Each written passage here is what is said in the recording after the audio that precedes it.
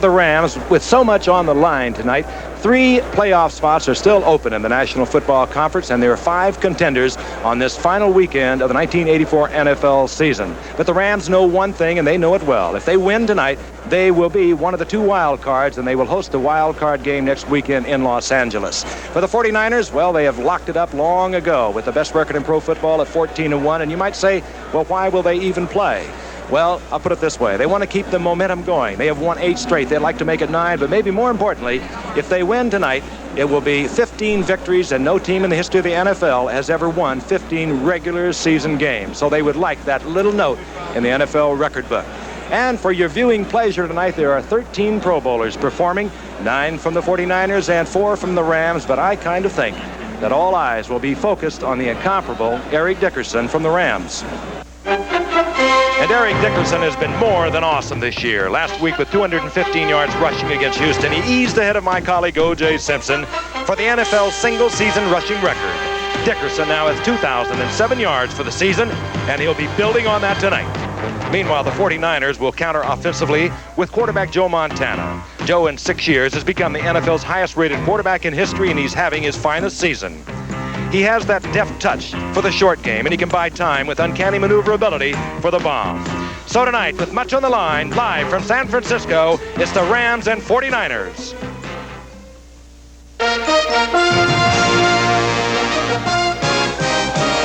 In San Francisco, it's sold out tonight, as well you might suspect.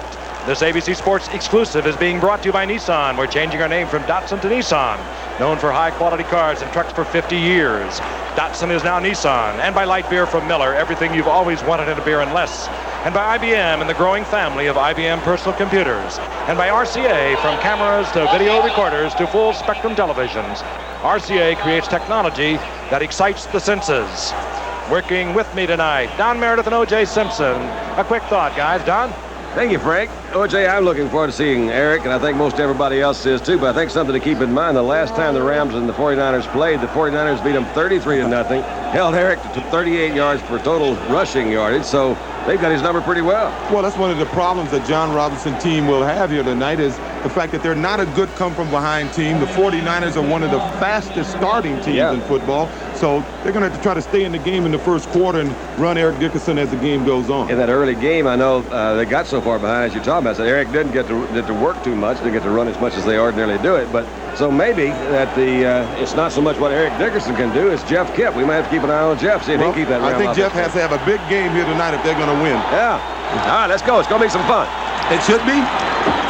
We're just moments away from the kickoff, and that game earlier in the season was an embarrassment for the Rams. The 49ers wiping them out 33-0. Joe Montana, he's the perfect extension for head coach Bill Walsh. He can move around and get things done, and this young man has been starting ever since Vince Ferragamo went down in the 3rd game of the season. No one really gave him much of a chance to become a pro quarterback after he came out of Dartmouth as a free agent some 4 years ago. But he has performed well. He has the Rams on the brink of the playoffs here in 1984. The Rams have won the toss, and the 49ers will kick off. And dropping are Drew Hill, number 87, and Barry Redden, number 30. And Ray Wersching, who's having a great year in the kicking department for the 49ers, gets things underway. It'll be Barry Redden from the 1-yard line. And Redden works to the 20-yard line. And let's take a look at that offensive unit headed by young Jeff Kemp. There he is, passing over a little 50% for the season, 13 touchdowns, but only 7 interceptions. He doesn't turn the football over. They don't let him throw that ball that often, 22 times average a game, because of this man at the top, Eric Dickerson. The Rams can be in a passing situation, and Dickerson is a good call. He's averaging 5.7 yards per carry. He is just truly remarkable. The offensive line, it's a good one. A couple of Pro Bowlers, Kent Hill and Doug Smith for the Rams. Rams 10-5, looking for a playoff spot tonight, and a victory will give them just that. The 49ers 14-1, looking for their 15th regular season victory, and that would be an NFL record. First down and 10. Dickerson, quite naturally. Bulls over the left side, and he's held for a couple by Dwayne Board, who has been outstanding thus far for the 49ers. They open with the 3-4. Then they bring in a pass rusher by the name of Fred Dean. There are the linebackers, a Pro Bowler on the right side, Keena Turner. And in the secondary, Ronnie Lott will miss his 4th consecutive game tonight, even though he was voted into the Pro Bowl. The outstanding member of that secondary not being able to go tonight because of a very sore shoulder. It'll be 2nd down and 8. Jeff Kemp, 9-3 as a starter, having relieved Ferragamo in the 3rd game of the season. Kemp rolling out, and he connects with Henry Ellard, and Ellard steps out of bounds with the 1st down out near the 35-yard line. And Don, you've watched young Jeff Kemp. We have watched him develop into a full-blown NFL quarterback, albeit in the Rams' scheme of offense. I think the thing that he does really, maybe best of all, is he does what they ask him to do. And they haven't asked him to do anything that he's not capable of doing. That was a very well-thrown ball in a situation where if the guy was not open, he had plenty of sideline to throw that one out of bounds. The 1st down is near the 35-yard line. Henry Ellard split out to the left now. Drew Hill to the right. That's Gooman in motion. He usually is the lead blocker. Dickerson finds an opening on the left side, and he exploits that to the 40-yard line for a gain of 5, upended by Ricky Ellison. It'll be 2nd down and 5. And Vince Ferragamo actually hurt the index finger, tore a tendon in training camp. We watched him early in the season against Dallas. He was ineffectual there. In 2.5 games, he threw 8 interceptions. In the 3rd game, he broke a bone in his hand. And right now, it is the tendon that is keeping him out of action. He is an emergency quarterback only. The Rams acquired Steve Dills earlier in the year from Minnesota as a backup to young Jeff Kemp. 2nd down and 5 now for the Rams at their own 40-yard line. Kemp gets outside, has a man open, and he's complete to Drew Hill. Drew Hill, he's into 49er territory at the 37-yard line, and that time with the blitz on, young Jeff Kemp got outside the linebacker, and that's what he does so well. He gets out where he can move around and throw the ball. Well, we'll take a look at Drew Hill now. Well, when you have a blitz, you expect the ball to be thrown a lot sooner than this, but Kemp was able to get away from the blitz, and Drew Hill found a little hole between both corners and the safety, and he does a good job of running with the ball after he catches it. Eric Dickerson attempted to make a block, and the linebacker just jumped over him. That was a good move by Kemp, kind of just adjust outside and get his pass off. Olympic gold medalist Ron Brown, number 89, top of your screen. The gold in the 4x100 relay at Los Angeles. 1st down and 10. A flag is down. This is Dickerson. And Dickerson hit by Buns, taken out of bounds after a gain of about 3 yards, but a flag is down at the line of scrimmage. Our referee tonight, Jerry Seaman, will be on the microphone for you. Candlestick Park is sold out. They are fired up. Super Bowl 19 will be played just a few miles from here at Stanford University. We'll be bringing it to you, but the 49ers would love dearly to be in it. John Robinson, 7 great years at USC, now in his 2nd year with the Rams, and is building a team, OJ, and you know him well, that he wants a strong running team. Offside, lining up in the neutral zone, number 65, defense, still 1st down. Yeah, you're right. One thing about Coach Robinson, everyone thinks of him as purely a running coach, but you have to consider he was a guy that up in Oregon who ran that offense when Dan Fouts was up there, and of course he had Paul McDonald at USC, and I think he's bringing Kemp along the way he's doing because he has a lot of confidence that Jeff Kemp could possibly be their quarterback of the future. They have adjusted the ball. They have taken the penalty. It was against Lawrence Pillars, so the down remains the same. They had just lined the football up a little behind the 5 yards allocated for the penalty. You know, I thought Eric was going to probably lose 5 yards on the first carry and then break OJ's record again. Once was enough. That's about as much as I could take. 1st down and 5. The ball near the 33-yard line of the 49ers. We're just underway from Candlestick Park in San Francisco, and you're looking at Eric Dickerson, who pulls ahead. 1st down yardage, close to the 27-yard line, upended there by Carlton Williamson and Dan Buns. And an offensive genius, many say. A couple of great years at Stanford before arriving here. Prior to that, 8 years at Cincinnati as their offensive coordinator. But he, too, has built a team that is really an extension of himself. And he built it around a quarterback, Joe Montana, who is absolutely perfect for Bill Walsh. He rolls out, he can move around. He dinks here, dinks there. And last week, he started experimenting with the bomb, and he hit a couple of long passes. That's what the 49ers have been looking for. 1st and 10. Flag is down. Kemp is complete. Fires it out to Ron Brown, but the flag is down, usually in an area that will indicate holding. I tell you, face mask, they got it. Jeff Kemp has thrown every ball right on the nose tonight. It's a natural slip because most of you realize that Jeff Kemp is the son of Joanne Kemp and Congressman Jack Kemp, who are at the ball game tonight. Face mask, number 75, offense, 5-yard penalty, still 1st down. Herb Pankey over the left side. You'll see it. Fine offensive tackle. Big number 75. He gets the face mask on Dwayne Board. Got him coming off the ball. It was inadvertent. Appears as if he got his hand stuck in there, and there was nothing much he can do about it. It really hurts his team because this team needs to score first. The 49ers like to knock you out early in the game and get you playing catch up. They can get in a pass situation, though, and still go with Dickerson. They're 1st down and 15. And that's what they do. Look at him slip the tackle. He ordinarily would have been in there for a loss by Tuiasa Sopa, who came through, but Dickerson was able to work it for about a 2-yard pickup. Jack Youngblood, we were told, would probably not play, maybe not even suit up.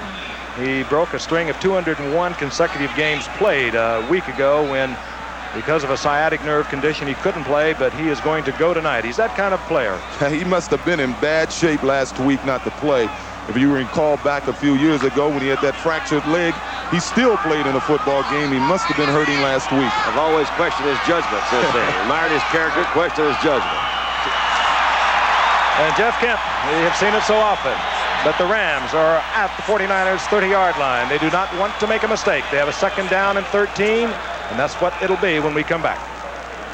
I spoke at his sports award banquet dinner when he was in high school some 8 years ago at Churchill Falls in Bethesda, Maryland. And there he is. I'm watching him, calling his game.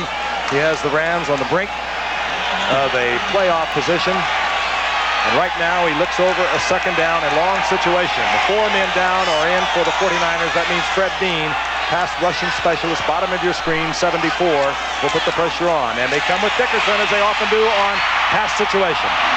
And that's why Dickerson got away from a 49er right at the line of scrimmage, gets inside the 25 to about the 24-yard line. It still will remain a long yardage situation, 3rd down and about 7. And that's why it's very important that the Rams get positive yards and no penalties on 1st down. They want to pound this 49ers defensive team. The Rams are bigger on their offensive line than the 49ers are on their defensive line. They don't want Fred Dean in the football game, so it's important that they can get the lead here and stay close in the 1st quarter and try to beat the 49ers up and take advantage of them with Dickerson late in the football game. 49ers out of their 4-man front. They bring in their zone prevent defense. 3rd down, long situation for Jeff Kemp. Kemp looking to the end zone. David Hill is there. Incomplete. Flags go down. Carlton Williamson stepped in front of David Hill, who is fighting to get the ball. We may have offensive or defensive interference, but the flags are down. Well, again, there we go. It'll work against David Hill, who is struggling to get out to the ball. They don't use David Hill much deep. It was kind of a surprise move. Here it is again. You see number 27 is Carlton Williamson trying to cover him. Hill literally had him beat, and they're going, well, Hill tried to go through Williamson to get the ball, and as big as Hill is. Yeah, you can tell he hasn't been running deep a lot.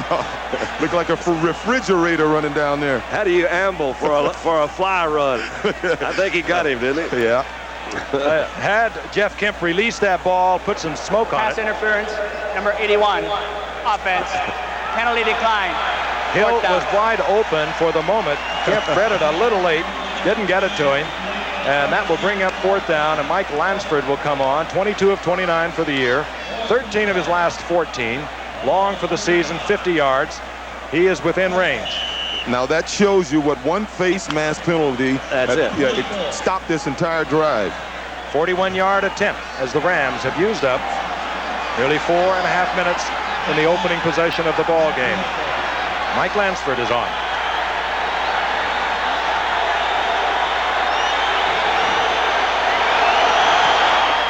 Looking good.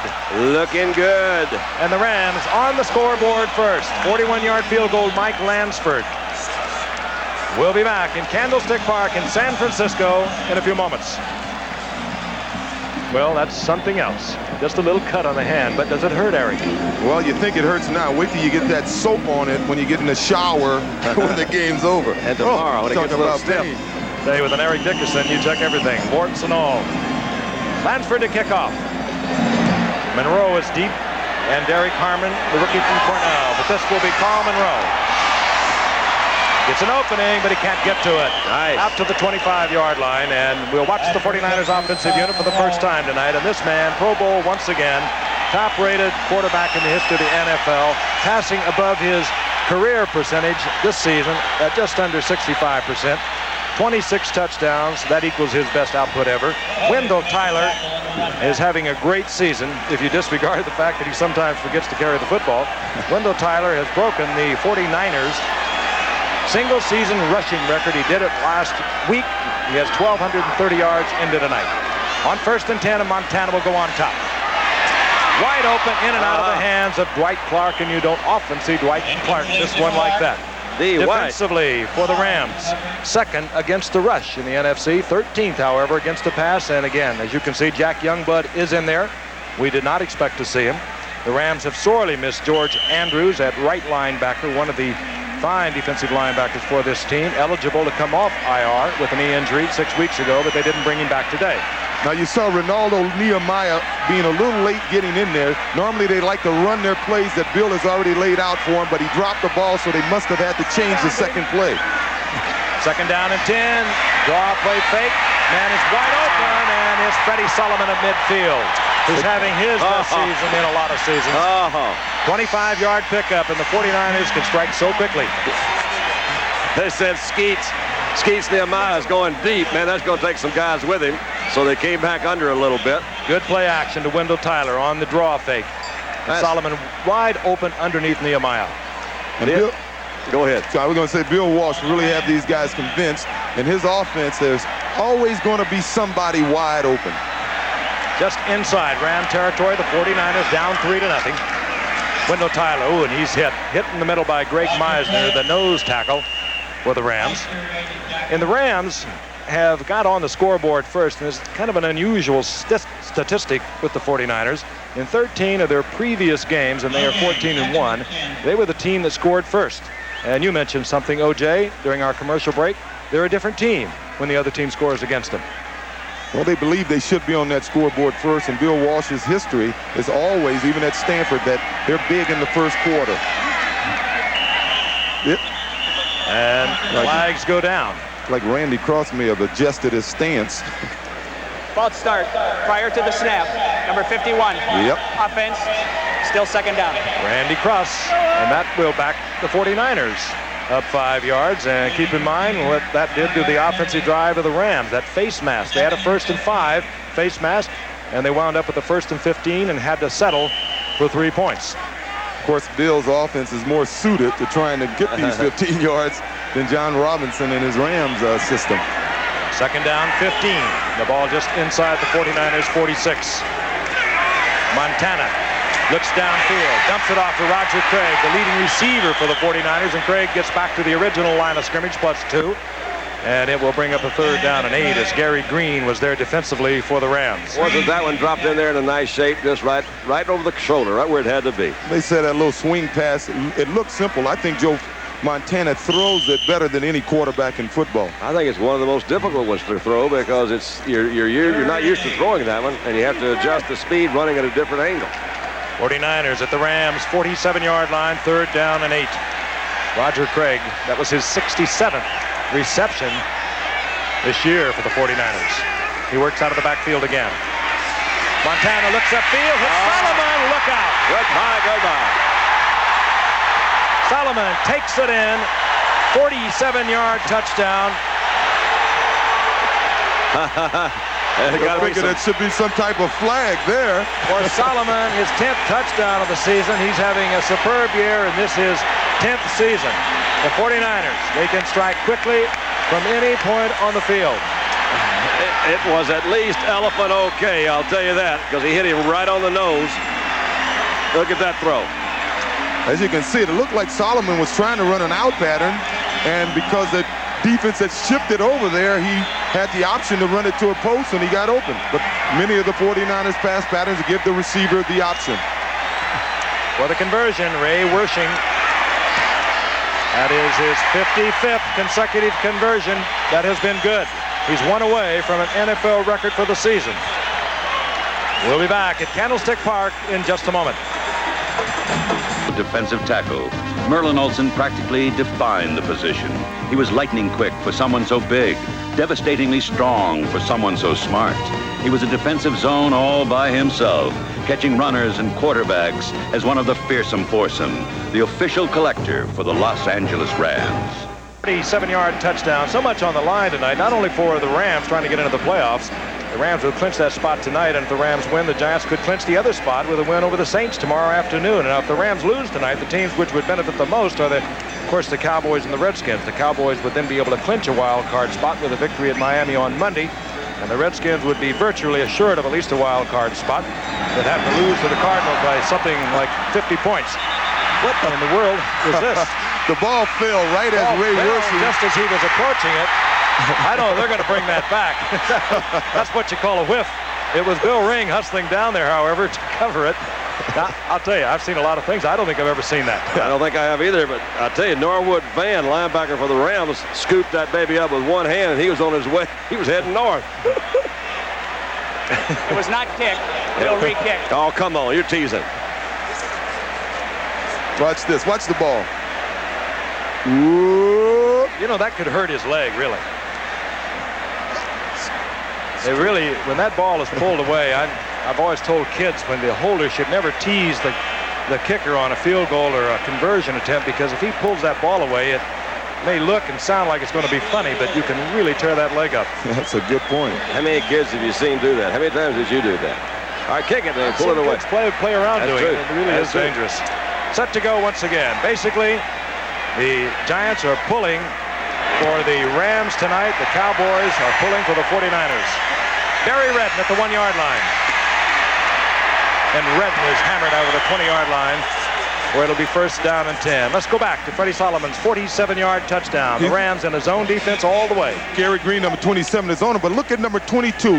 He got sucked over. Normally, Nolan Cromwell would have been playing that position. He's an all-pro. He got sucked over. Freddie got into his area, caught the ball, and was unable to outrun the rest of the defenders. Well, that's Vinnie Newsom. He's just in his second year out of Washington. I might point out one other thing. A loss tonight would not eliminate the Rams. They'd still make the playoffs if the Cardinals lose on Sunday or if the Cowboys lose on Monday. And we're going to have a couple of experts along at halftime to really clear it up for you. I'm looking forward to that because it is a little confusing. First and 10 Rams. They're down 7-3. 8 minutes remaining in the first quarter. First down and 10. The ball near their own 23-yard line as we watch Dwayne Crutchfield had a big game a week ago at 61 yards against Houston. As we look at the scoring drive, and it is a long pass from 47 yards out, thing the 49ers have been working on over the past 3 games. And that penalty this time did not affect the 49ers. Well, Albie, gosh, dog, that's really big, isn't it? I'm flying down to see you guys. That will be odd. I think that is odd. That's Felix to my left. Second down and 7. Drew Hill split left. Henry Ellard up to the top of the screen. Jeff Kemp. Oh, batted away. Someone got a hand on it as Kemp was trying to get the ball to Gooman. It'll bring up third down and 7.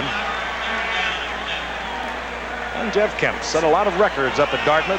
Nobody was interested in the draft and came to the Rams as a free agent in 81. Only 6 attempts as a rookie, no attempts at all in 82, and only 25 attempts last year. But he's been the man on the spot this year.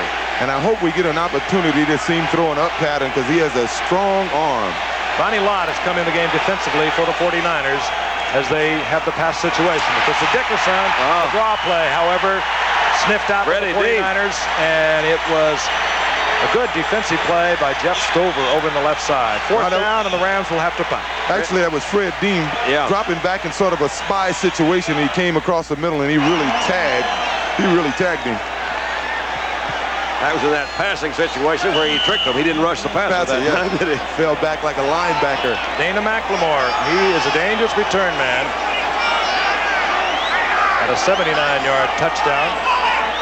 That was against the Giants earlier in the season. John Misko on the long snap count. They'll try to pull the 49ers off sides, and they're not buying that. Misko, he's not having a good year. That doesn't turn over. It's short. Here's McLemore. And McLemore gives the 49ers good field position near their 43-yard line. Norwood Van hustling down there to make the stop. The 49ers, with Joe Montana, who has just broken his single-season record with his 27th touchdown passer on the field. Don Meredith and O.J. Simpson are watching the Rams and the 49ers. 6:16 remains in the first quarter. San Francisco on top 7-3, and they have a 1st and 10 just outside their 42-yard line. Ronaldo Nehemiah split to the right. Montana looks to Dwight Clark. And a good move by Clark inside. First down to the 42-yard line of the Rams. And boy, it's good to see Dwight Clark back. He tore that knee up in our game a year ago. Had ligament surgery. We saw him earlier in the year, O.J. He was so tentative, but he is really back, and he is back to what we used to remember Dwight Clark as. Look at that little look over his corner. You see me? A little look over his shoulder. Doesn't remind you of David Parks, you know, the old 49er receiver those years ago, ran with the ball so well after he caught it. And he's living in Dallas now. Play action again by Montana. Looks out of the flat. He finds Roger Craig. Good move by Craig, and Craig hammers all the way inside the 35 to the 31. He got a terrific block by Wendell Tyler. First down, 49ers. Now let's watch Wendell Tyler. You'll see they're going to throw the ball to the guy that they fake it to, Roger Craig. Beautifully designed play. Now watch Wendell Tyler get Jim Collins. Oh, take that, ex-teammate. Their pass patterns look a little bit different than the Rams, don't they? The Rams go out about 10, 12 yards and turn around. These guys are going everywhere. Wendell Tyler, of course, came to the 49ers from the Rams last year and had a superb season, over 1,200 yards rushing for the 49ers. They love to play against their former teammates. Roger Craig, left side. Down he goes in the arms of Jim Collins. You know, Wendell has never really had a big game against the Rams since he's come up here. He's had big games against other teams, but against his old teammates, he's not done that well. Averaged about 2 yards a carry. Well, Tyler is who I'm talking about. Yeah, I think he'd like to get 2 more shots like that, and he will consider this a good game. That's forget the rushing yardage, right? A little more than 4 minutes remaining in the first quarter. The 49ers over the Rams 7-3. The Rams with the win tonight will take the wild card, one of the wild cards in the NFC West, and they will guarantee a home appearance in the first wild card game of the season next weekend. And a lot is on the line for the Giants who are watching, and the Cowboys, and the Cardinals, and the Redskins. There's Eric. Spaceman. We'll be back. And, of course, we'll have to wait and see how important that game is going to be. I got a feeling it's going to be a good one, no matter what. Dallas needs to get themselves kind of in shape. Miami certainly needs to get back on track. They've got their playoff spot already settled. Montana is 5 of 6, 105 yards and 1 touchdown thus far with 4:24 remaining in the first quarter. He looks over 2nd down and 9. Oh, nice pickup. Wide open, downfield. Montana picks up the receiver. He does it so well. He looks to the prime receiver. If he's covered, well, he checks off. That time he connects with Dwight Clark, and Clark will have another 49er first down. There was such a nice block by John Ayers that time. He came out. It was a safety blitz or quarterback blitz. The other side had a good shot at Montana's backside, and that guard came out and got him in. That looks beautiful. Oh, quarterbacks love that. Yeah, Joe's going. He'll warm up in the second quarter here. Dwight Clark splits out to the left. He works against Leroy Irvin there. Out to the right, Ronaldo Nehemiah. First down and 10. Wendell Tyler. The football is loose, and it's free, and the official almost covered it. There's a scramble, and the 49ers get it back, but that is Wendell Tyler's 12th fumble of this season. And I'll tell you, he is a great athlete, a great running back, but he really frightens you. You see Big John Ayers. I mean, John may be a little upset that he's one of the few 49er offensive linemen that didn't make the Pro Bowl this year, because he's doing a good job here. As you can see, Wendell, he looked as if he never put the ball away. But they don't see it on the ground there. I'd check that every time. Is that funny? Looks like the Ram had it. Ayers took it away from him. The gain is for 6. It's 2nd down and 4. Ball near the 12-yard line. Montana underneath, connects to the tight end, Earl Cooper, and Coop. That's what you're hearing from the sellout crowd as the 49ers will have a first down, goal to go, and Bill Walsh checks that clipboard. He has a string of plays on there that he is going to run in almost any situation. He wants to get them all out and see what's happening. Earl Cooper's in his 5th year out of Rice, and he's a guy running back in college. Great big guy. He's one of these athletes, kind of like Todd Christensen, who's also a running back.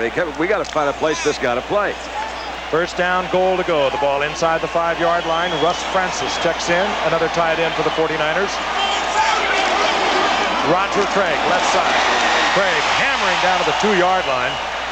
Boy, and what a find this youngster was when he came up as a rookie a year ago. A second-round draft pick, but they never dreamed he'd do what he did. 725 yards, 48 receptions, and this year he's just adding more to it.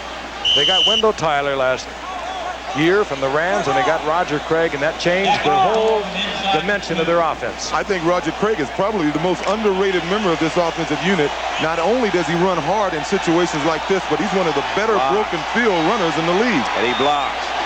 Second down, goal to go. Craig, left side. He's stacked up short. It'll be third down, goal to go. The Rams are tough defensively against the run. Where you hurt them is through the air.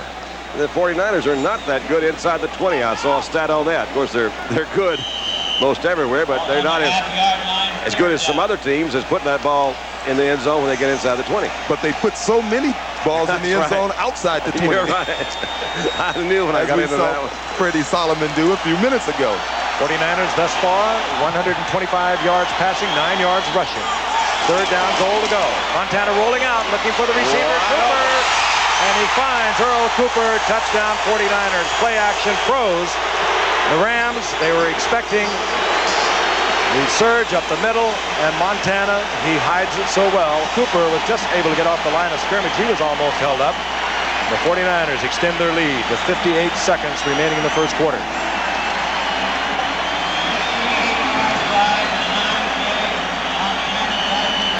Fourth touchdown of the year for Cooper. And Wersching is on this to tie the NFL record of 56 consecutive field goals in a single season. I even know who has that.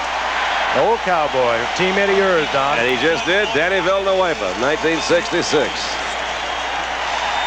The 49ers lead 14-3. Beat the Rams in 15 games. The Rams have won 14 of them up here. That's really strange considering in the rivalry. And of course the reference to the Super Bowl being played at Stanford. We'll be there January the 20th. Yeah. Deep for the Rams. Drew Hill, Barry Redden. Drew Hill 87, Redden 30. So Ray Wersching, who has tied Danny Villanueva's NFL record of 56 extra points consecutive in a season, puts it in the air. And here comes Barry Redden. And down goes Barry Redden at the 17-yard line. Todd Shell was there defensively for the 49ers. And I remind you, following ABC Sports Beat tomorrow, it'll be ABC's Wide World of Sports at 5 o'clock Eastern and Pacific, 4 o'clock Central Time. See the best up-and-coming boxers in the United States Amateur Boxing Championships, plus some same-day coverage of the first Men's World Cup downhill this season from Val Gardena, Italy, featuring Olympic gold medalist Bill Johnson. My colleague Bob Beatty will be reporting on that, so check the action out tomorrow on ABC Sports. As I mentioned earlier, the home of Super Bowl 19, and there is Earl Cooper, who just scored on Joe Montana's 28th season touchdown pass. All right, O.J. First down and 10 Rams at their own 17. Dickerson tripped up at the 20, sprawls to about the 21. Gain of 4. It'll be second down and 6. Hey, Santa. Oh, Santa. He's got it. Well, what we were saying at the top of the show, Jay, is that if they get very far behind, it might put Eric Dickerson in the same or a similar position than he was the 9th week of this season when they beat him 33-0. Didn't get to run very much. In that game, Dickerson only gained 38 yards. The 49ers jumped out quickly to a 21-0 lead, and they never were even in it, the Rams. Dickerson, second down and 6, and he bobbles the ball. And only 49ers are there. We were talking about Wendell Tyler a moment ago. Actually, Eric Dickerson has fumbled one more time than has Wendell all year, but he's carried it a lot more. Dwayne Board made the initial contact. As you can see, it's a little quick pitch. He has the ball, so nothing to do with the pitch. He just never really put the ball away, and you got to protect that ball. I think what he's thinking is that he's a little frustrated that he's not running downfield and he doesn't protect the football. So the 49ers get a key turnover. They already lead 14-3. They'll be knocking on the door once again when we come back for second quarter action. Quarter action, the Rams 17-yard line. They lead 14-3. Giants looking on. They know if the Rams could win tonight, they could get a playoff spot tomorrow in their game against New Orleans. Montana tries to get it to Solomon. Incomplete. He was open for a moment, and Joe Montana grabbed his helmet. He had him for a moment. Of course, the Cowboys tonight are pulling just the other way. They're looking for a 49er victory because if the Rams lose tonight, the teams which would benefit the most are the Cowboys and the Redskins. Now, should the Rams lose to the 49ers, the Cowboys would then be able to clinch a wild card spot with a victory at Miami on Monday. And the Redskins would be virtually assured of at least a wild card going into their game with the Cardinals on Sunday. Second down and 10. I'm glad somebody else is going to explain that at halftime. Yeah, I hope so, too. Montana with Tyler, and Tyler takes it in. That is Joe Montana's 29th touchdown pass. And that's what speed will do for you, even though we may have a flag on the field. We do have a flag down, and it's against the 49ers. It's 28. Well, it was elephant okay there for a while. Referee once again, Jerry Seaman. That flag was dropped deep downfield. Pass interference, number 89, offense, still second down. Earl Cooper, 89, pass offense. He wasn't even in the pattern. And the 49ers, instead of moving out on top to a 21-3 lead, now they are confronted with a second down and 20. The ball at the Rams 27-yard line. Still a good example of why Bill Walsh doesn't get too frustrated with Wendell fumbling the ball, because he'll do plays like that for you. Well, he fumbled forward, too. Picked up 6 yards with his fumble. Wendell Tyler to the 20-yard line.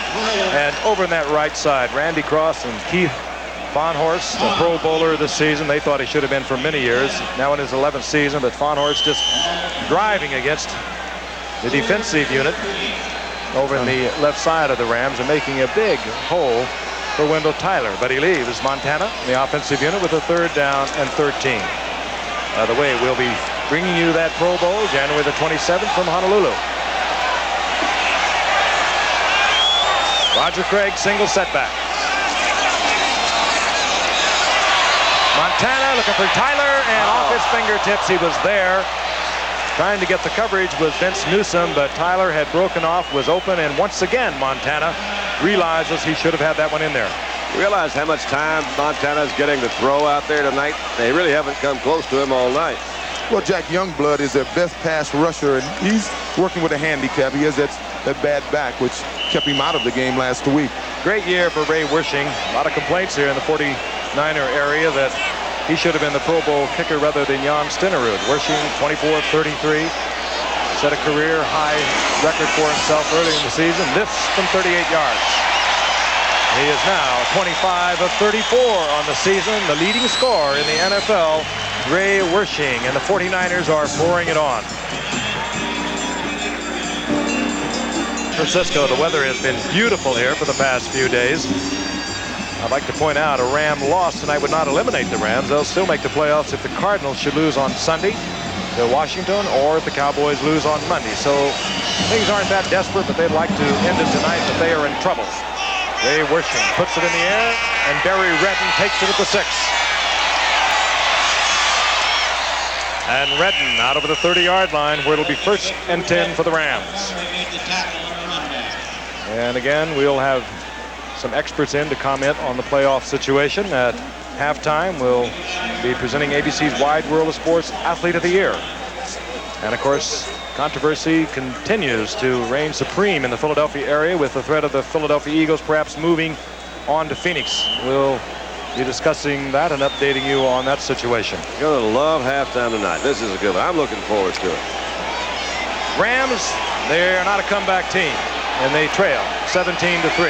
Their job is cut out for them. They have a 1st and 10. The ball just out over their 30-yard line. Flags once again. False start. And movement again, I think, on the part of the Rams offensive line. False start prior to the snap. Number 72, offense, still 1st down. This time it was Pro Bowler Kent Hill on the left side who moved prematurely. Kent Hill will go to the Pro Bowl along with Doug Smith. The voting conducted by the players and the coaches in the NFL. You always hear a little bit of grumbling. 49ers felt that Eric Wright, their cornerback, is having a great year, should have gone. Ronnie Lott said, I don't want to go. I'll let him go.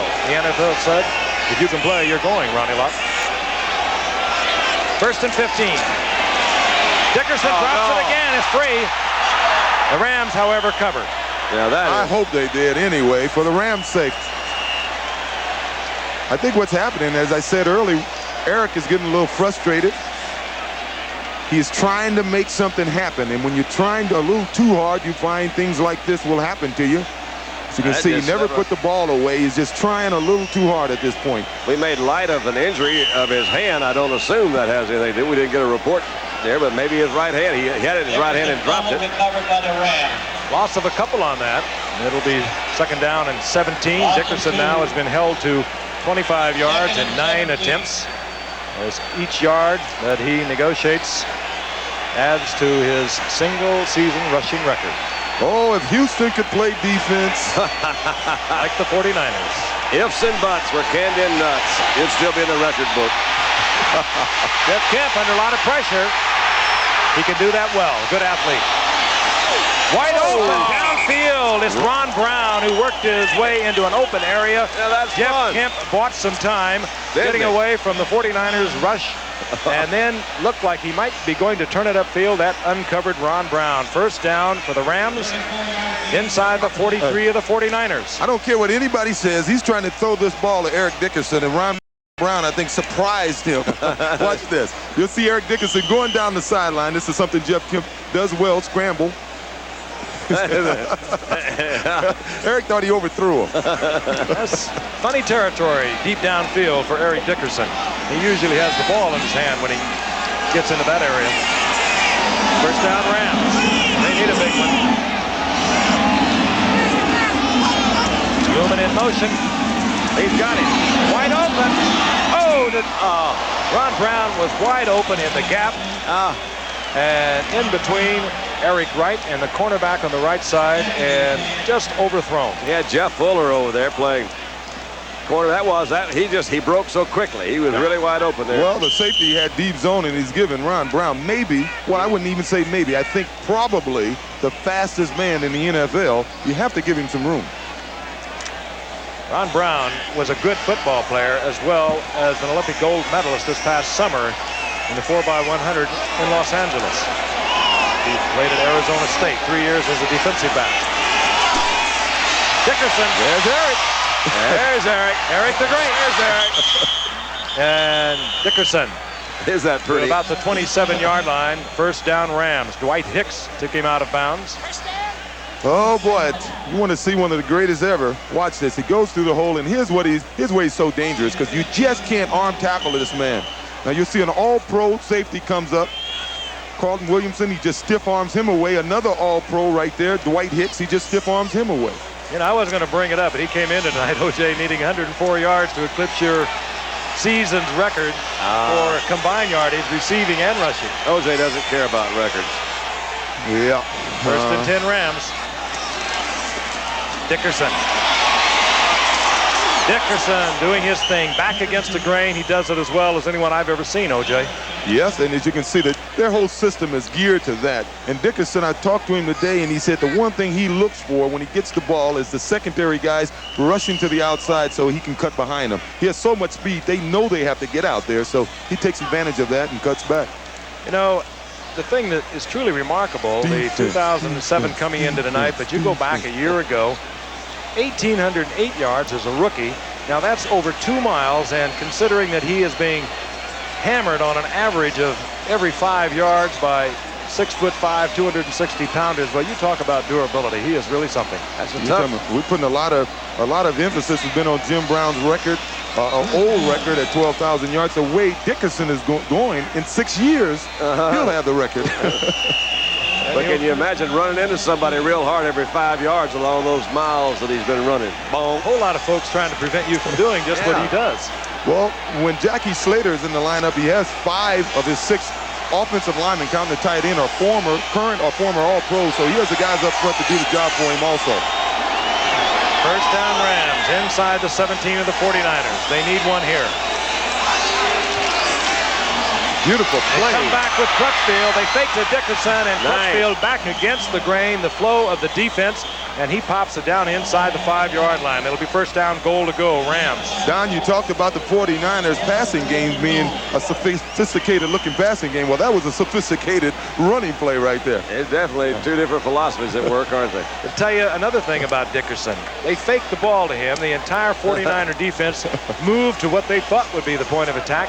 They countered back with Crutchfield. First down, goal to go at the 4. Everybody followed him. A couple of our camera guys were on him. Bill Walsh was following him. Crutchfield and Dickerson, the setbacks. It'll be Dickerson behind Crutchfield, who gets a smash. Wow, and look at Dickerson. Talk about tough. That end zone, he's in there. Hicks. You think he's just fast. He's you tough. think he's just elusive. The kid is tough. He is tough. He hits Wyatt Hicks at the 5. Tough block by Dwayne Crutchfield, leading Dickerson. Oh, me. Oh, the guy's beautiful.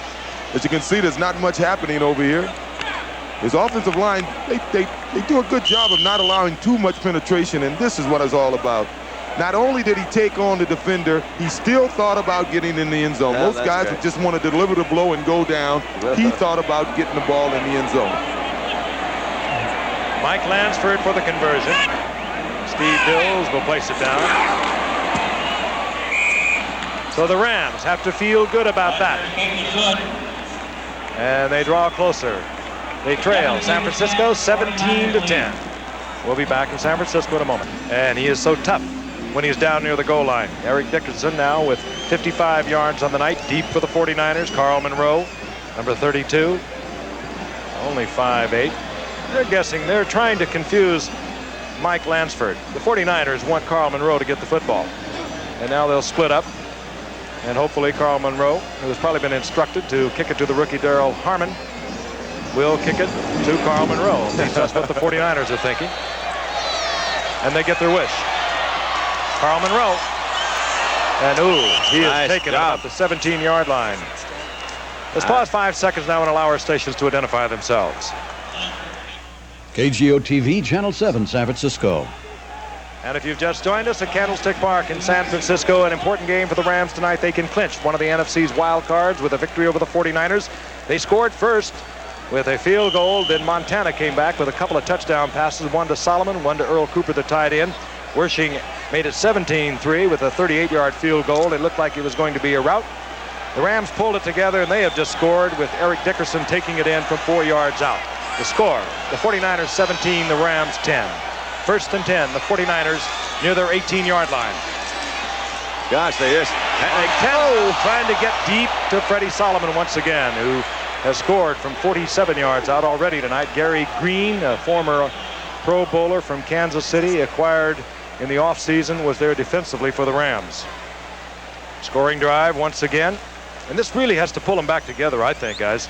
Well, that long pass certainly helped. After that, all those red marks you see, that's the type of football game the Rams want to play. A good physical, grind it out, rather, football game. Montana now with his last 3 passes incomplete on the night. 8 of 12, 126 yards, 2 touchdowns. He looks over a second down and 10. Roger Craig. Oh, I tell you. And Johnny Johnson tries to make the save, but Craig crumbles down the sidelines for a first down at the 40-yard line. And I'll tell you, Roger Craig and Wendell Tyler as a tandem in there can do so many things for you. Take a look at this kid. Craig, as I said, you saw him do some tough running down by the goal line, but this is what he does well. He picks his way, and once he gets in the open field, he must run under 10 flat in a 100-yard dash. And straight. Because he does a good job. He reminds me so much of Dwayne Thomas in the way he runs the football, that long stride of his. Weaving and then surprising speed. First down, 49ers near their own 40-yard line.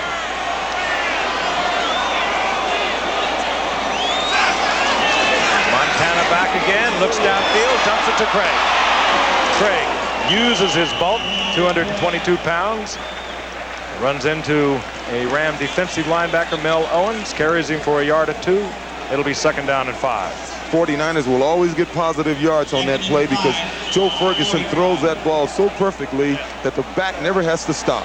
Not Joe Ferguson. Joe Montana, I'm sorry. Joe Ferguson throws it well also. Johnny Joe Idaho, we call him. Yeah. He's going as an alias of Joe Montana. 2nd down and 5.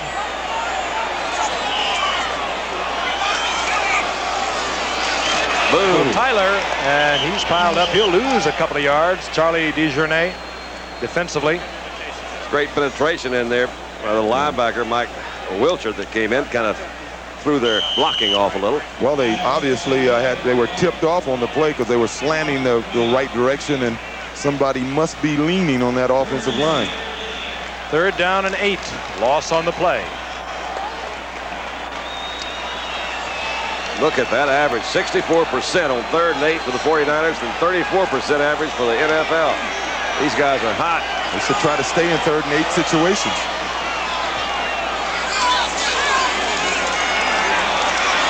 Montana waits for the receiver, uncovers.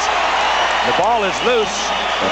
It was Dwight Clark. He was really pounded. They will mark it dead where Clark went down at the 45-yard line, and Clark now is holding on to his right leg. Oh, no, Dwight. Yeah, let's hope he's all right. I can't believe he held on to that ball. I would like to see that in replay. That's Dwight Clark. We mentioned earlier that a year ago, final game of the season, tore the ligaments in his knee, underwent extensive surgery, and was just really getting back to the great form that he has shown over the past 6 years as one of the leading receivers during that period of time. It was the biggest handicap to this 49er team. The pass is ruled incomplete. Yeah, I couldn't believe that he had held on to that ball. He did not hold on to it. We'll look at the end zone. You judge for yourself as they continue to work on Dwight Clark. So consistent. He's caught a pass coming in tonight with a 72nd straight games. Oh, hyperextension. Oh, looks like his left leg was planted when he got hit. Let's take a look at that left leg when he gets hit here. No, could have been the right leg. They continue to work on Dwight Clark. Fine young man, too. Oh, let's jog off Dwight. Oh, you love to see that. Many people felt it was the loss of Dwight that cost them a trip to the Super Bowl last year. So the Rams have held, and the 49ers will punt for the first time tonight. Max Runniger is on, and the Rams drop a dangerous return man, a Pro Bowler, Henry Ellard, leading the NFC, 2nd in the National Football League in returns to Mike Martin of Cincinnati. He can really return punts. Runniger will try to kick it away from him. And he gets it to Irvin. Who ain't bad. That's not bad. He led the league for a couple of years when he used to return punt for the Rams. They're dangerous back there, and the Rams have fairly good field position. They trail 17-10. It'll be 1st and 10 at the 30. The Rams have the football, 1st down and 10 near their own 30-yard line. Interesting number that I mentioned earlier. In 15 games played up here, the last 15, the Rams have won 14. This has been a tremendous rivalry. Really, when you go back to the 50s, they set the NFL attendance record with 102,000 down in the LA Coliseum. But then first the 49ers left off, then the Rams left off, and now they both are rising to the top once again, and the rivalry is starting to build all over again. That's Ellard in motion, and here comes Jeff Kemp. Oh, he'll run around back there. Ron Brown is deep, and so too was Eric Wright, the defensive back. The 49ers feel is having the best season of any of their secondary. The guy where they just don't throw in his direction very much. That's how good he is, and that's the best compliment you can give a defensive back. They just don't throw his way very often. Well, they feel he's their best one-on-one cover man. You hear more about Ronnie Lott because Ronnie Lott will make that exceptional play for you more often, but their best man covering a guy is Eric Wright. You know, he might make the Pro Bowl yet. He was an alternate, and I don't know the condition of Mike Haynes, who was elected to the Pro Bowl from the Giants, but he was hurt last week, so it could be that Eric Wright will get to the Pro Bowl. They were incensed up here that he didn't make it. 2nd down and 10. Dickerson. And Dickerson surges for a couple. That was awfully nice defensive play right in the middle of that line. And you got some good outside play by Fred Dean, who's been their pass rusher, but he just kind of stopped it up. Very good news on Dwight Clark. He took a shot to the stomach, and that was why he was doubled over. We thought he grabbed his knee. It made both of us a little sick up here, all of us. We know what a knee does in football. That's true. It was awfully nice of your family to get out here and do that. They didn't have very far to come from. This is my hometown, yeah. Yeah. 3rd down and 8.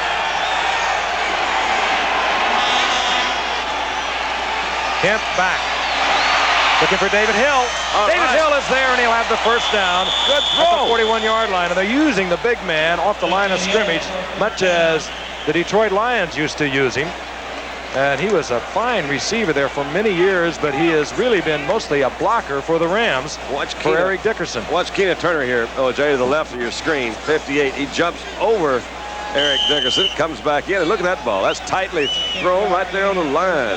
And he beats the Pro Bowler, Carlton Williamson. Well, we said at the top of the show that Kemp would have to do a job tonight if they're going to stay in this game. 49ers leading the Rams, 17-10. Rams 1st and 10, 49er territory at the 41. Dickerson. How does he do it? Quick, strong legs. Turns the loss into almost a 3-yard pickup. Boy, he tore up the Southwest Conference. Your school, SMU, done. He did. Had Craig James in the same backfield with him. They were just terrific. James and Dickerson. They quite a tandem in college. Over 4,400 yards. Craig is finally beginning to do a good job up there in New England for Coach Raymond Berry. That's right. He had some big games the second half of the season. 2nd down and 8.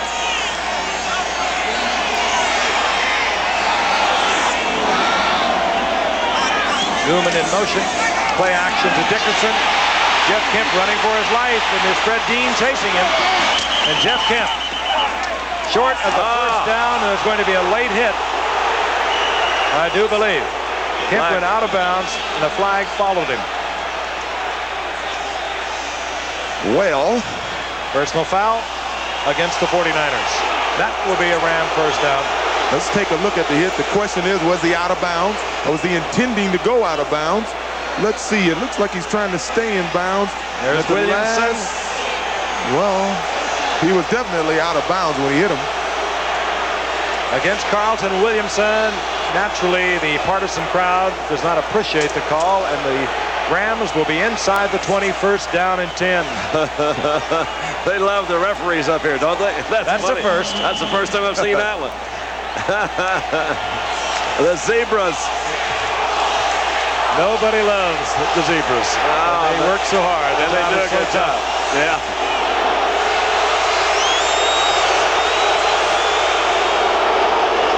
On 1st and 10. Crutchfield. And the former Jet, former Houston Oiler, hammers for about 4 to the 15-yard line.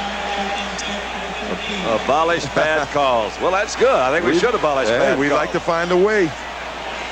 Crutchfield was traded by the Jets to Houston in mid-season last year. Personality problems back there. The Rams like what they had watched this youngster do out of Iowa State. And as I mentioned earlier, had his best game of the season last week with Eric Dickerson, 61 yards. You didn't hear much about it as Dickerson broke the single-season rushing record.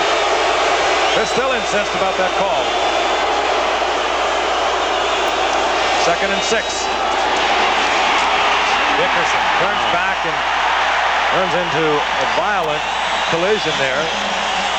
Main man, Jack Reynolds, former Ram for 11 years, and when he came up here, OJ, in '81, he brought a lot of soul with him.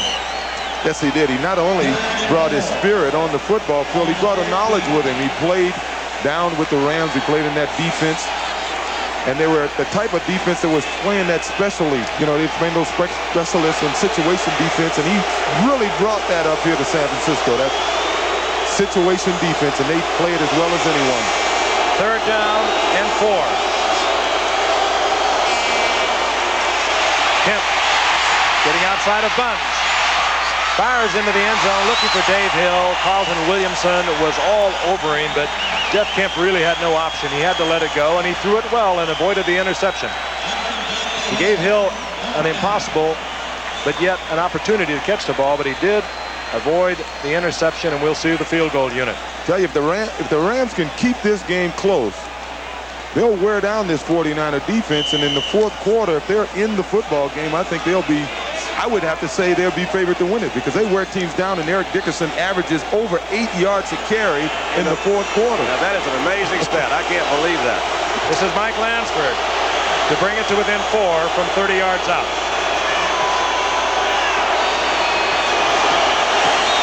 Oh, That ball was deflected. So a lot of work goes for naught. And the 49ers will get it back at their own 20-yard line, and they maintain their 17-10 lead, but the Rams are playing them tough. Lawrence Pillars, I think, got the hand on it. And the two marks, Mark Duper and Mark Clayton. And, of course, the Dallas Cowboys, they are hoping for a 49er victory here tonight, and then they will have something to shoot for in that game. And Montana steps back into the huddle for the 49ers, and Dwight Clark is in the huddle with him. That's good. That's really good news. You know, if it hadn't been for Marino, Montana, they'd say be having a great year. yeah, 29 TDs. Yeah, something like that. 28. First down and 10. Roger Craig, single setback for the 49ers. They've moved the ball well. Ooh, and down goes Montana, and all over Montana was Doug Reed, the rookie from San Diego State, a fourth-round draft pick. They like to play him on the pass rush, and you just saw why. Was that a little play action fake? He wasn't. Looked like I thought he was going to give the ball to Wendell first. Doug Reed didn't see it. Yeah, Doug didn't go for it.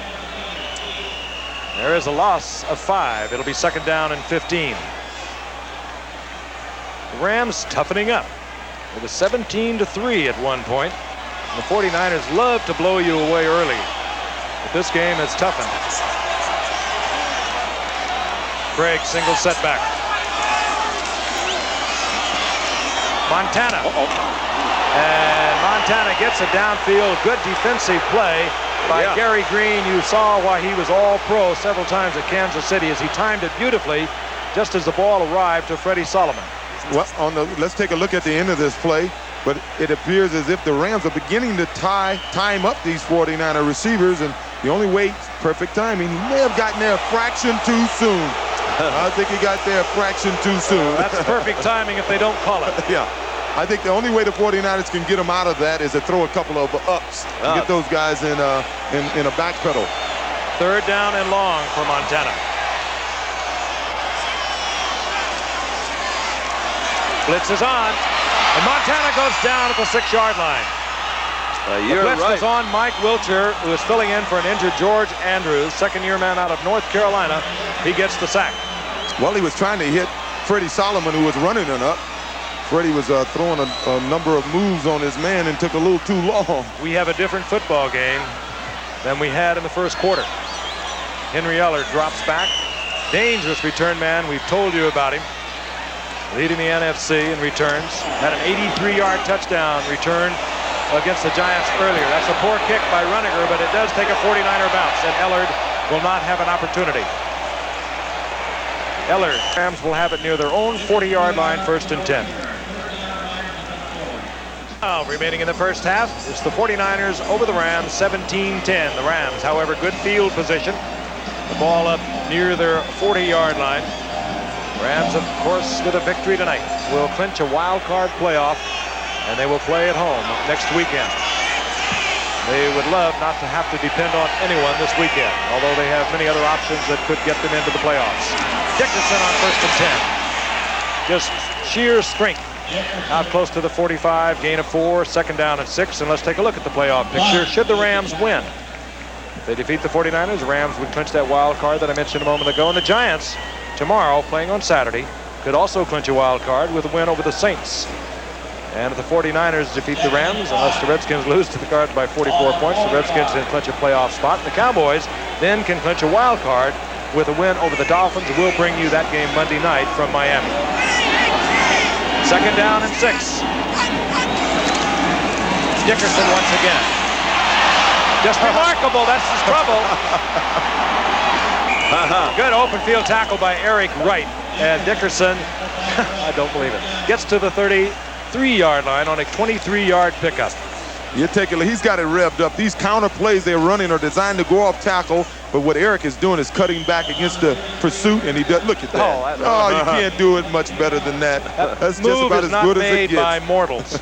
He was trying to, you see him change hands. He was trying to just get him and throw him out of the way, but Eric Wright settled in there. John Robinson runs him a lot, but when he has a hard-working run, he'll bring in Barry Redden, give him a breather, and that is what we have now, Redden in there for Dickerson. And that's not a bad combination. Look at these two pass fighter. How about Wide that? open. That's Drew Hill with the great speed, fake to fly, and then came directly back to Jeff Kemp, and the Rams are down there knocking once again. If you want to know what type of arm Jeff Kemp has, he throws this ball on a rope. As you can see, Drew Hill is running a deep. This is about a 17, 20-yard turn in. And you just don't do that, but he did drill it. He only had two receivers out. That ball was really well thrown. When you go that deep, you can't just turn and hook. You've got to come back to the passer because that ball stays in the air so long, the defender would have an opportunity to come back for it. Counting down now to the 2-minute warning. The Rams will wait it off. That will give Jeff Kemp an opportunity to go to the sidelines and work something out with the coaching staff. There it is, the 2-minute warning. And we'll be returning to San Francisco after this message from the National Football League. By the National Football League. Jeff Kemp on the sideline. His mother, Joanne, his father, Congressman Jack Kemp, are here in the stadium tonight. Jack Kemp, a former teammate of mine with the Giants. And mine with the Bills. You with the Bills, later with the Chargers. And I'll tell you, it didn't fall far from the tree because I guess you could say it trickled down to this youngster, Jeff Kemp. You know, his dad came into the league pretty much the same way. Backup quarterback, had to work his way on the team and became the AFL's Player of the Year one year in the mid-60s. 2 minutes remaining in the first half. Rams down 17-10 in a game that could put them in the playoffs if they could win. They have a 1st and 10. They're at the 17-yard line of the 49ers. Dickerson, fake reverse. Gosh almighty, look at him run. They would have. He had given it to him. He would have scored. He would have. Ellard had one guy to beat over there, and he had a blocker. Of course, the blocker was Jeff Kemp. I've seen quarterbacks make a few good blocks. That worked too well. What it is designed to do is to get the defense flowing with Dickerson. We saw it earlier on a play to Dwayne Crutchfield that carried for about 10 inside the 5. At that time, if they would have handed the reverse off, it would have maybe been 6. You'd have thought they would have done that the first time they tried it. 2nd down and 8. Dickerson. And just taken down. Good tackle. Carlton Williamson. One of the reasons Williamson will go to the Pro Bowl. Tough to bring Dickerson down. Open field. Short of the 1st down. You're going to see him get behind Kent Hill. I think at this stage, maybe the best pulling guard. Actually, that's the tackle Pankey that came around. Yeah.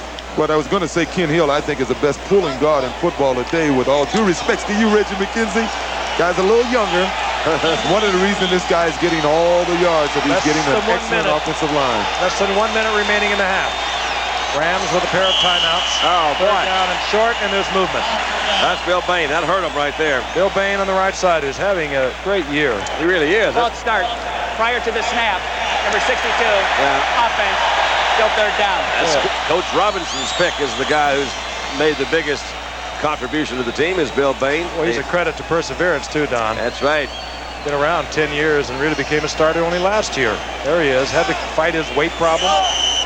And then when Pankey got hurt a year ago, they started Bain over left tackle, and he just has grown into what could be a Pro Bowler. 3rd down and 8 following the penalty.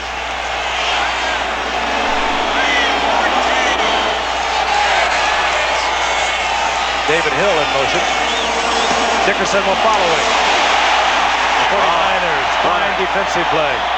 Dwight Hicks up there at the bottom of that pile, but he had a lot of help from his friends. But he was up there first, you're right. Hicks came in there and made that initial contact. Once again, it's the penalties. There was a face mask penalty earlier that stopped them on the drive, and this time an offside penalty that stopped this drive. Mike Lansford comes on. I think we'll see a timeout called by the Rams as they'll let it tick down so the 49ers will have little or no time remaining following the kickoff. So Jeff Kemp, who is the holder, calls timeout. Today, an unusual thing happened. O.J. Simpson talked to the man that broke his single-season rushing record this year. Who could that be but Dickerson? Unless you've been on the moon this past week, then you're aware that whatchamacallit here broke my single-season rushing record last week, and this is my first chance. I've had an opportunity to see Eric since then, and one, I want to congratulate you on the record, and more importantly, commend you on the way you've handled yourself. I'm a fan. I enjoy the way you play the game, and I enjoy the way you handle yourself off the football field. Well, thank you. Whatchamacallit? What's your name? I really appreciate that because, I think you're a great football player, and it was great, chasing your record and getting all the publicity behind you, and I really thank you for all the advice you gave me. That's cute, O.J. That was kind of sweet. You guys like each other. Well, whatchamacallit is not a bad guy. He's not a bad guy. Will he be bad? He only needs a few more yards, O.J., and he'll break your NFL record for combined yardage receiving and rushing. As a matter of fact, he needs 8 yards. So whatchamacallit is about to nail whatchamacallit once again. He's about to make me a whatchamacallit. What's his name? I want to remind you at halftime, as the Rams prepare for a 28-yard field goal, we are going to be clearing up the playoff picture as best we can with a pair of experts. We're going to present the Wide World of Sports Athlete of the Year. Look into the ramifications of the happenings today in the Philadelphia Eagles' potential move to Phoenix. Lansford, this time drilling it through the uprights. And that's the end of the first half, and the Rams have drawn to within 4. They have played tough football here in the second half. Stick around now for our halftime activities. You're going to enjoy. He traveled. Has commissioned 2 experts to tie together the loose threads. The first, a man who has done exhaustive research, even to the point of spending this whole day in our tape truck closely examining the competitive prospects of all the teams involved. Let's go directly to him now for his special report. Good evening, thank you, and good evening. And I want to thank ABC for giving me the opportunity to bring you the real dope on the playoff situation in the NFC and the AFC. It brings me also memories of my days when I was a professional football player, something with which some of you folks may not be aware. Yes, I played professional football, and my position, I played tight end. In fact, for 2 years in a row, I was voted tightest end in the league. I'll never forget playing my first game of this season. There I was sitting on the bench for three whole quarters, and the crowd was yelling, "We want Brooks, we want Brooks, we want." And the 4th quarter, the coach said, "Brooks." I said, "Yes, sir." He said, "Why don't you go up there and see what they want?" Well, anyway, I wanted to give you the real dope, and here I am. Here it is. But if the Rams lose tonight, it sets the stage for the Cowboys to clinch a wild card spot with a win over the Dolphins on Monday. In all cases, a loss to the Dolphins would mean a cancellation of Dallas. And if Dallas ever gets canceled, JR will probably shoot himself. Now, another thing, the Rams would clinch 1 spot and would host the NFC wild card game if they defeat the 49ers tonight. And if you've ever seen the Rams in a wild card game, Deuces Wild and Ace Jack, One-Eyed Jackson, One-Eyed halfbacks, everything. You never saw anything like it. Now let's jump down. Oh, incidentally, if Tampa wins tomorrow, that will be quite unusual because they're not scheduled to play till next year. And here's some more information I'm sure you'd be most interested in. That leaves a possibility. Oh, I forgot to tell you that with all the information I've already given you, leaves a possibility of some tie games, which we will go into later on. Right now, here's the AFC picture. The Broncos and the Seahawks meet tomorrow. The winner of that game will be the Western Division champion and will host the Central Division in a playoff game on the weekend after Christmas. My true love gave to me 2 bottles of scotch and a partridge in a bush and a bird. But excuse me, I get carried away at Christmas time. The loser of that game will play against the Raiders of the Lost Ark. in a wild card game. If the Broncos beat the Seahawks and the Raiders beat the Steelers, then the Raiders will host the Seahawks in the wild card game.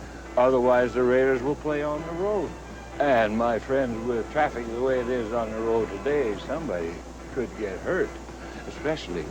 And now, if the Broncos defeat the Seahawks, then the Dolphins would have to win against the Cowboys to assure them of the ultimate home field advantage. Not only that, but they get to play in Miami. So don't call us, please, for the toll-free number. Operators are not standing by. Film at 11.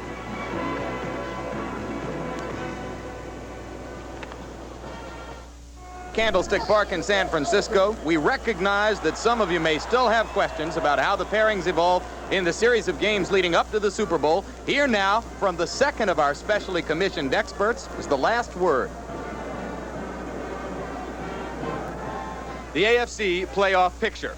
The only playoff position still up for grabs is the championship of the Central Division. Pittsburgh is 8-7, Cincinnati 7-8. The only way that the Bengals can win the division is if they defeat the Bills and the Raiders beat the Steelers on Sunday. Any other combination of those two games will result in the Steelers winning the division title. The Broncos and the Seahawks meet tomorrow. The winners of that game will be the Western Division champion and will host the Central Division championship playoff game on the weekend after Christmas. The losers of that game will play against the Raiders in the wildcard game. If the Broncos beat the Seahawks and the Raiders beat the Steelers, and the Raiders will host the Seahawks in the wildcard game. Otherwise, the Raiders will play on the road. If the Seahawks defeat the Broncos, the Dolphins will clinch the home field throughout the AFC playoffs without having to win its game against the Cowboys on Monday. If the Broncos defeat the Seahawks, then the Dolphins would have to win against the Cowboys to assure themselves of the ultimate home field advantage. Now, the NFC playoff picture. The winner of Sunday's game between the Cardinals and the Redskins will be the Eastern Division championship. Whichever team wins the East will host the playoff game on the weekend after Christmas. The Western Division champion 49ers will host the game. The Central Division championship Bears will open the playoffs on the road. 2 wildcard playoff spots are also at stake this weekend. The Rams would clinch 1 spot and would host the NFC wildcard game if they defeat the 49ers tonight. And a win by the Rams tonight would set the stage for the Giants to clinch the other wildcard spot with a win over the Saints tomorrow. The Giants would also make it if the Rams win and the Giants, Cardinals, and Cowboys all lose. And if the Rams win tonight, the only way that the Cowboys can get in is both the Giants and the Cardinals lose and the Cowboys beat the Dolphins on Monday night. But if the Rams lose tonight, it sets the stage for the Cowboys to clinch a wildcard spot with a win over the Dolphins on Monday. In all cases, a loss to the Dolphins would eliminate the Cowboys. Furthermore, if the Rams lose, it puts the Giants in a preposterous position because the Giants would only make the playoffs if both the Cardinals and the Cowboys lose their games, regardless of the outcome of the Giants against the Saints. That is, of course, unless the Rams lose by fewer than 24 points tonight, the Giants win, the Cowboys win, and the Cardinals beat the Redskins by at least 43 points more than the Rams lost by. In that case, the Rams and the Giants would be the wild cards. The Redskins could also be the wild card teams if they lose the Cardinals on Sunday. If the Rams lose tonight, it means that the Redskins would make the playoffs, at least as a wild card team, unless the Rams lose by less than 24 points. The Giants and the Cowboys win, and the Cardinals beat the Redskins by at least 43 points more than the Rams lost. If the Giants lose tomorrow, the Redskins are in the playoffs under any conditions. Now, in the possibility that we might have some tie games, It's also being brought to you by Apple Computer, makers of the Apple IIc. With over 10,000 programs, it's a lot bigger than it looks. back at halftime in Candlestick Park, you look at the score in a football game which is meaningful, especially for the Rams. This is a time of year in which sports is being summed up in various awards. Yesterday, the United States Olympic Committee honored 400-meter hurdler Edwin Moses as its Sportsman of the Year. Tonight, ABC Sports joins in as we name Edwin ABC's Wide World of Sports Athlete of the Year. Moses was chosen by a vote among 39 announcers, producers, directors, and executives of ABC Sports. His credentials are many, including this, his second Olympic gold medal winning performance in Los Angeles this summer, and a consecutive win streak that now stretches over 7 full years. Most of all, Edwin Moses is a true gentleman, and we congratulate him for all of his accomplishments. And now more news in the still developing story of the potential move of the Philadelphia Eagles to Phoenix. First, a federal court in Philadelphia today received the filing of a lawsuit on behalf of the National Football League against the Philadelphia Eagles and owner Leonard Toews, seeking an injunction which would force the Eagles to live up to the terms of a contract which the city of Philadelphia says requires them to play in Veterans Stadium until 1991. Second, the Associated Press is reporting that an unnamed source close to the Eagles has said that contrary to his previous public statements, owner Leonard Toews has indeed signed a contract with Canadian businessman James Monahan, requiring him to sell Monahan 25% of the franchise for $30 million. It is unclear whether such a contract, if it exists, requires the team to move to Phoenix. Third, Toews met through the full day with Mayor Wilson Goode and other civic and business officials in Philadelphia. The meetings adjourned early this evening, at which time no agreement had been reached which would keep the Eagles in the city of brotherly love. More talks on the subject are scheduled to begin at 1 o'clock p.m. Eastern Time tomorrow. Meanwhile, it's 17-13 49ers here in San Francisco. The Rams hoping to win to clinch a playoff berth, and we'll be back with more football after this. To the 49ers, Carl Monroe is deep, and Derek Harmon back to accept the kickoff of Mike Lansford. And it will be Carl Monroe from the 11-yard line. And Monroe stays on his feet. Nice move at the 25 to get to the 30. This ABC Sports exclusive is being brought to you by Buick and your Buick dealers. For comfort, performance, dependability, innovation, and a real commitment to quality, see the 85 Buicks now. And by Lowenbrow, when you want the taste of a truly great beer, there's really only one. Tonight, let it be Lowenbrow. And by Midas, for mufflers, brakes, and shocks, you can trust the Midas touch at over 1,300 Midas shops from coast to coast. And by AT&T in long-distance services, telephones, business information systems, and computers, AT&T is reaching out in new directions. On 1st and 10, the 49ers from the 30-yard line. And they throw underneath to the tight end, Earl Cooper. And the former running back bursts out to the 48-yard line, and the crowd roars, Coop, Coop, Coop. Cooper did a super job of getting upfield on that play. Just like a running back running through a hole. Speaking of a hole. Yeah, young 49er fan. Maybe the youngest 49er fan here. And since Bill Walsh arrived in '79, they've had much to cheer about. Won the Super Bowl over Cincinnati following the '81 season. Slipped in '82. We're back in it to the NFC Championship game a year ago. On 1st and 10. Montana has Tyler wide open. A flag is down as Tyler picks up 8 yards, and that flag goes down in an area that usually indicates holding. Gary Green jumped all over him. And that will negate the pickup, and the 49ers will be backed up 10. Let's take a look at the numbers for the first half. First, in the first quarter, it was all the 49ers, and that changed dramatically. At one point, the lead was 17-3 49ers, but the Rams toughened defensively, and it's reflected in the statistics. There it is, Don, as we said, Jeff Kemp in the passing yards. That's, to me, has been the difference. Of course, Eric has been big, but he did, like Montana did most of his passing damage in the first quarter, and you saw that you're right, at 115 yards matched at halftime. The Rams have gotten tough here. Penalty against Keith Fawnhorst, the right tackle of the 49ers. First down and 20. The 49ers at their 38. Roger Craig. And Craig breaks one tackle, but he's nailed at the 40-yard line. Back to the original line of scrimmage +2. It'll bring up 2nd down and 8. Jim Collins there defensively for the Rams. Once again, we'd like to tell you the Rams can win a playoff spot with a victory tonight. And if they lose, that doesn't mean they're out of it. And of course, the Cowboys are pulling for the Rams to win tonight, or rather the 49ers to win. And that would give them an opportunity on Monday night against Miami. Well, the Giants, of course, play New Orleans tomorrow, and they want the Rams to win tonight because they could clinch a playoff spot with a win over New Orleans tomorrow. Everyone involved in it, 5 teams still alive for 3 spots in the NFC playoff picture. 2nd and 18. Flag went down early. There was either movement or had time run out. I think time ran out. Yes, it did. Delay a game. Well, it's penalties like this that would indicate that the 49ers may not be as sharp or as alert as they should be, even though they didn't appear to be sleeping in the first quarter at all. They picked up on a comment by your former coach, Tom Landry, saying that even with a 14-1 record, they're going to play well because they're a good football team. He just questioned whether they had the intensity to really come out and put out what was needed. At least this is how he was quoted as saying, whatever it took to make that little extra effort to win. He's talking about the 49ers. They didn't like that here.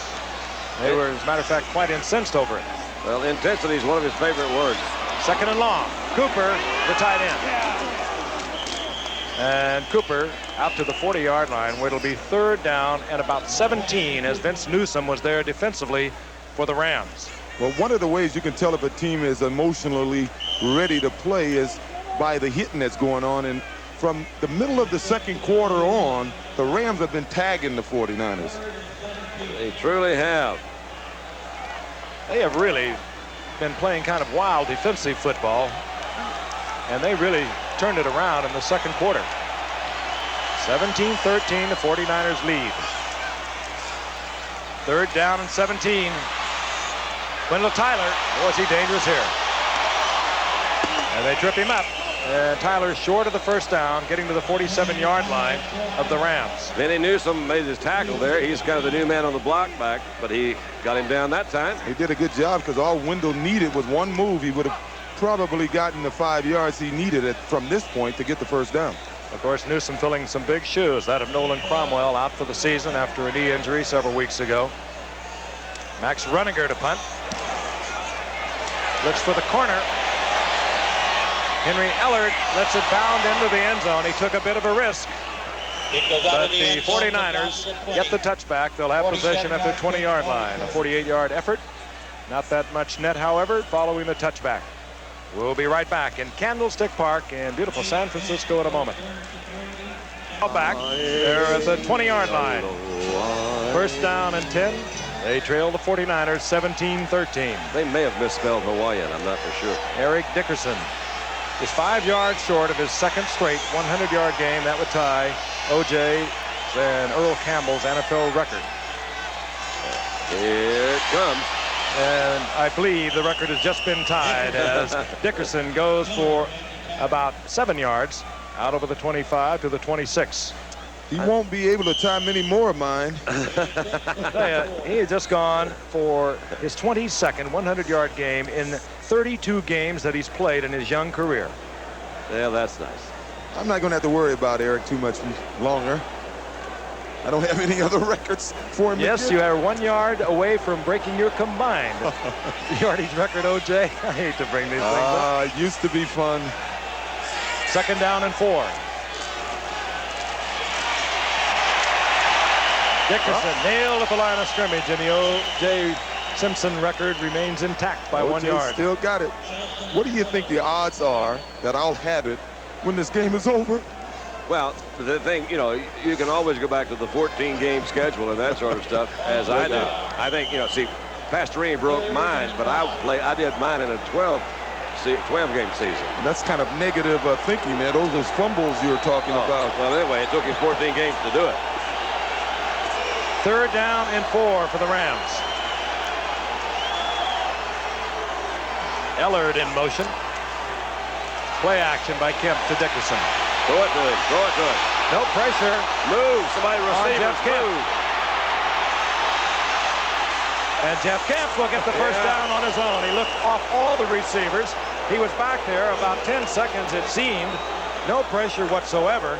But very uncharacteristic of the 49ers. Good job of Kemp, but the receivers didn't move down there. They always went around there and stood around. That's what they were doing. Well, Fred Dean wasn't on the football. Who are those guys? Hey. Who's the guy sitting down on the job? The old man. But you notice I've got the best TV. You've got that. I'm back to it. On the other side. Black and white, the little one. You got black and white again. See how they treat me? I mean, you know, he's breaking my records. Look what they do to me up here. Hey, listen, after he breaks them, you won't even have a monitor. Jeff Kemp gets the first down for the Rams. Keeps the drive alive at the 35-yard line. Dickerson. Look at this. And Dickerson thought about going back across field, but saw nothing but 49ers, and down he goes. That big number 95 you saw there was a teammate of Eric's at SMU. And a silver medalist in the shot put in the recently concluded Olympics. They're running the same play they've been running, Don. Yep. Little counter there, but the backside, I think that was Dwayne Board that came in and hit him the first time. And that's Keena. And then here comes Michael Carter. We're talking about. Hey, wait a minute. Hold it. He's under 100 yards now. He still hasn't tied my record. It's 7 consecutive 100-yard games. You're right. And the tension grows.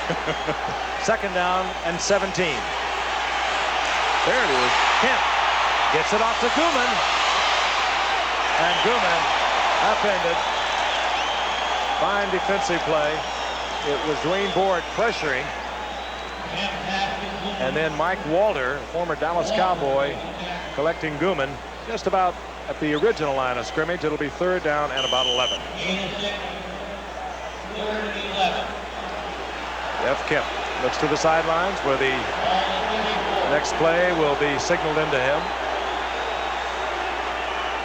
We're nearing the halfway mark of the third quarter. 49ers leading the Rams by 4. Speedster Ron Brown is out to the right. Third down and 11. The blitz is on. Rams pick it up, and Dickerson holds on. A beautiful catch. Wasn't that a great catch? He'll be short of the first down, however, and it'll be fourth down. A good man-for-man play by Jeff Fuller. With the blitz on, he was in man-for-man coverage. 49er fans love it as the punting unit comes on for the Rams. John Misko is out there, and here is Dana McLemore. Both these special teams have burned the Giants this year. McLemore went 79 yards for a touchdown against the Giants early in the season. This time he very wisely calls for and executes the fair catch at the 30-yard line. That was his own man that collided with him, and it was Eric Wright, as a matter of fact. But when we return to Candlestick Park, the 49ers will have the ball back at their own 31-yard line. Third quarter from San Francisco, the 49ers on top of the Rams. 17-13, first down and 10. The 49ers, the ball out over their 30-yard line. Draw play, a strange-looking draw play. Roger Craig, open field. Oh, yeah. Craig, first down at the 41-yard line of the Rams. And that draw play, Montana had gone by Craig, almost reached back and put it in there. You don't see it often. Only Bill very Walsh, effective. When I was here, he put that play in. I didn't gain this many yards with it. He went all the way around it, slipped it in the backside. And this one thing about Roger Craig, he's the most, I think, underrated broken field runner in the league today. Craig rips off 30 yards, the longest run of his season. And he gets a 49er first down near the 41 as center Fred Quillen, a Pro Bowler, sort of comes slowly off the field. It looks as though he has been shaken. Had those Ram linebackers going in all kinds of directions that last time. Zip. Play action by Montana. Good defensive play over in the left side by Gary Green. I'll tell you, he is a defensive cornerback, isn't he? He is tough. He saw that immediately, and they're lucky it wasn't intercepted. The minute Joe, we'll see, the minute Fergus Solomon stops here, now watch. He's there. Oh, he's there. Look at that ball pop up in the air. It almost came down on his stomach. Quillen back in the ball game. He was replaced by Guy McIntyre, a rookie from Georgia, for just one play. There's a fan. 49ers are going to have to throw the ball up because these cornerbacks are taking a lot of liberties on these short patterns. Second down and 10. Roger Craig avoids one Ram tackle. Gets a couple of yards. It'll be third down and 8. We'll pause 5 seconds and allow our stations to identify themselves. KGO-TV, Channel 7, San Francisco. Sold out here in Candlestick Park. The Rams, with a win tonight, can move into the playoffs as a wild card. 49ers broke on top. They had a couple of touchdown passes from Montana, one going to Freddie Solomon, one to Earl Cooper, wishing with a 38-yard field goal, made it 17-3 in the second quarter. Then the Rams started to come back. Eric Dickerson scored from 4 yards out, and then Lansford had a 20-yard field goal. It is 17-13 49ers, and Earl Cooper comes down with it for the 49ers near first down yardage in the arms of Jim Collins.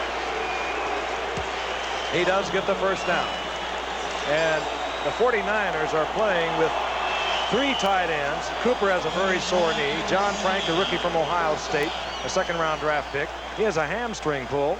And Russ Francis was just activated last week after being out for several weeks with a jammed neck. They have been hurting at the tight end position. But Cooper has made big plays tonight. On first and 10. The reverse. Freddie Solomon. The Rams read it, and there's a loss back to the 35-yard line of 6. Big Reggie Doss was the guy that stayed at home there that time. What a good play. It showed that they have other reads other than the running back, because this whole side of the defensive line of the Rams, Reggie Dawson's side, they never reacted to the sweep the other way, so they must be reading those linemen. You know, you want to run a reverse in the early part of the game before the linemen get tired. You know, they'll chase there. If you run in the latter part of the game, they're not going to go. They're going to stay right there at home. Looks like a heads-up play because they're being lazy on that side of the field. They're not going to go anywhere. Second down, 16.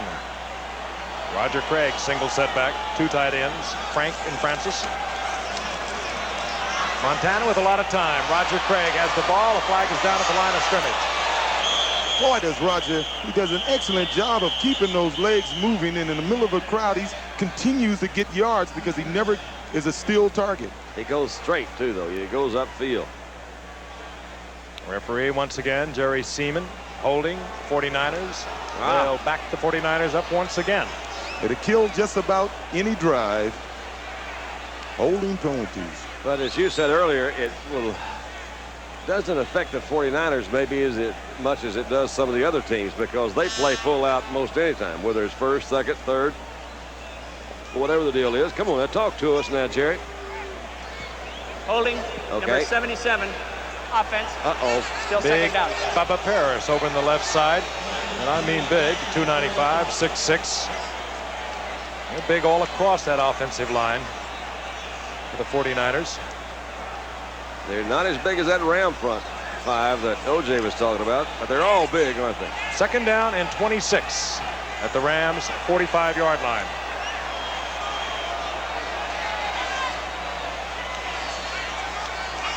Montana back again. Trying to get it in to Freddie Solomon. Incomplete. It'll be third down and 26, and an opportunity to remind you the college football excitement will continue on ABC during the holiday season with the Gator Bowl on December the 28th. The 7th-ranked South Carolina with Joe Morris, my old teammate, as head coach. They're 10-1. They'll take on number 9-ranked Oklahoma State. They're 9-2. And on January 1st, the Sugar Bowl featuring number 4-ranked Nebraska, and that's where Roger Craig came from. They'll go against 12th-ranked LSU. Both games will be seen live at 8 o'clock Eastern, and you, of course, will see them right here on ABC. Third and long, 4:28 remaining in the third quarter. Third and 26. The 49ers leading the Rams 17-13. Montana with a lot of time and fires a shot. Freddie Solomon comes down with it. He comes up short of the original line of scrimmage. It's going to be third down and long yardage once again for the 49ers, but they get some of it. Fourth down, rather. I think they wanted to get about 15 yards on that play. They got about 14 yards on that play, and that does put Ray Wershing in his field goal range. Wershing, of course, I mentioned having a great season, 25 of 34. He has hit tonight already from 38 yards out. Leading the league in scoring. Montana is the holder. They'll get there. Not quite. No. There's a little heavy for Ray. So the Rams do not give up points on this 49er drive, and we'll be back with their possession in a moment. In position, Cooper playing tonight with a very sore knee, and now they are icing the back of his neck. Could well have taken a shot there. On that pass he caught over the middle, Frank, Jim Collins gave him a hello, and he walked off the field right after that reception. Actually, we are told he's being treated for a migraine headache. The Rams trailing 17-13, 4:14 remaining in the third quarter. First and 10, the ball at the 31-yard line of the Rams. Jeff Kemp back. Fires a shot, and McDonald, the second-year USC product, recruited by John Robinson at USC, comes down with it in 49er territory at the 47-yard line. Actually, he was recruited by John Robinson from USC, not at USC, because he didn't play football at USC. He was a basketball player, and John Robinson, while at the school, tried to get him to go out for football, and he didn't get drafted in the NBA, and John Robinson was able to talk him into going out for football now in professional ball. It really is a remarkable story. Did not play at all in college. He gives the Rams a first down near the 47-yard line. Dickerson sees an opening inside, slips as he tries to make the cut. Gets a yard and a half. It'll be second down and long for the Rams. There is a little something, that USC connection. He has 5 of them playing for him on the Rams, so that may have helped him a little bit. He's a young coach in the pros. He gets some guys he knows, and those are the USC guys. Well, there's a few USC guys. You're looking at Ricky Gray and Ronnie Lott on this 49er team on this defense. Wherever they go, they help. Jack Kemp, 8 of 13, 148 yards. That's one way of looking at it. Speedster Ron Brown, top of your screen. Here comes Ronnie. Kemp wants him. Hello, Ronnie. He almost is there. What great speed, flying down the sidelines. Left Eric Wright, the ball right off his fingertips. He can throw a lot further than I thought. He's got a good, strong arm. Good, strong arm. Eric Wright, he was just overmatched on that play. He had him covered, and all of a sudden, Ron Brown put on the afterburners and was like, hey, so long. Ron Brown now has just missed on a couple of long connections with Jeff Kemp. And if they get close to him, he'll catch them. Yeah, and I think it's good to throw it anyway. You know, as we've said before, at least the defense, you remind them, I got a guy who can go deep. 3rd down and 8.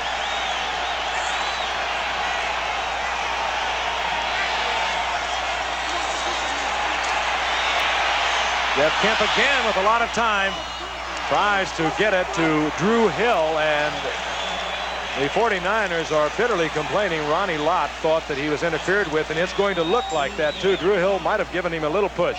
Hey, and you want to know if the 49ers want to win this game. If they were taking this game lightly, Ronnie Lott would not be in the football game. Looked like me, Ronnie Lott was the guy that interfered with that. Left hand of Drew Hill came back to push off of Ronnie Lott. He wanted the penalty. Here's Minsko. Minsko on 4th down. Just does get it off. Dana McLemore will let it bounce, hoping that it'll get to the end zone. It won't. And they down it deep in 49er territory. Ivory Sully, who makes a lot of big plays for this Ram team, was down there, and the 49ers will begin at their 2-yard line. 49ers with a long way to go.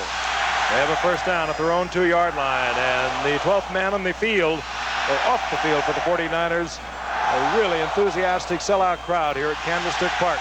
I don't care how good you are, when you start your huddle in your own end zone, it's a little scary. Why do I have the feeling that Wendell Tyler will not get the ball? On 1st down. Shows you how much I know. Wendell Tyler, right side. He's hit right at the line of scrimmage. He might have squeaked a yard out of it.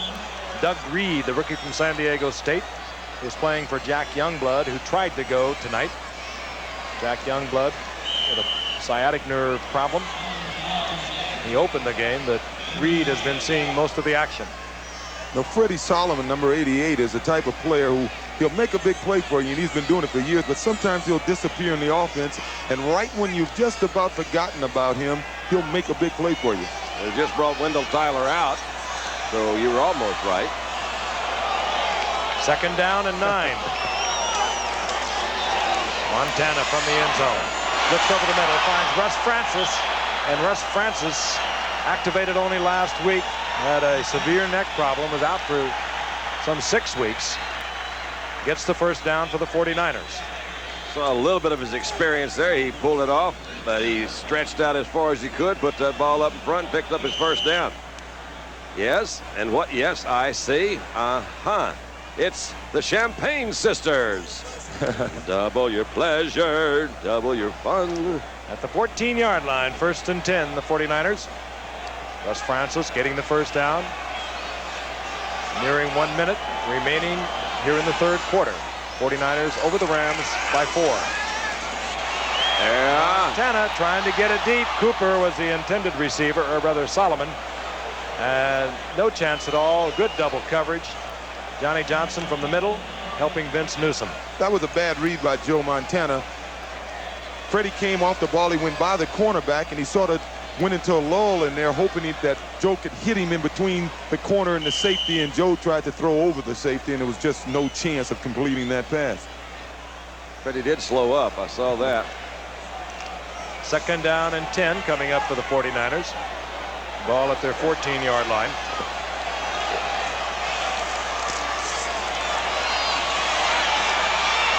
Montana will try on his own.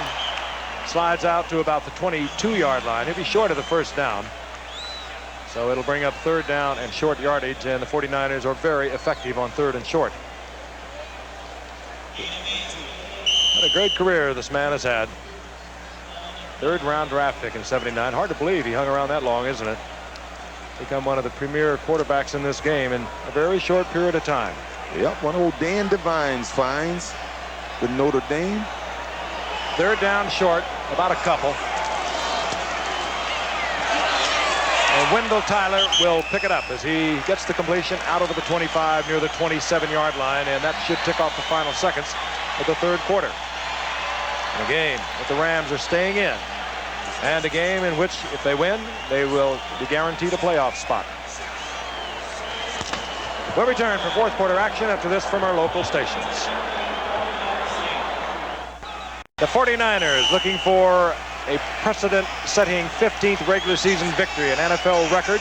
They lead by 4 as we begin the fourth quarter. 1st and 10, the ball at their own 27. Montana tries to get it outside. Ronaldo Nehemiah is there, but it's incomplete.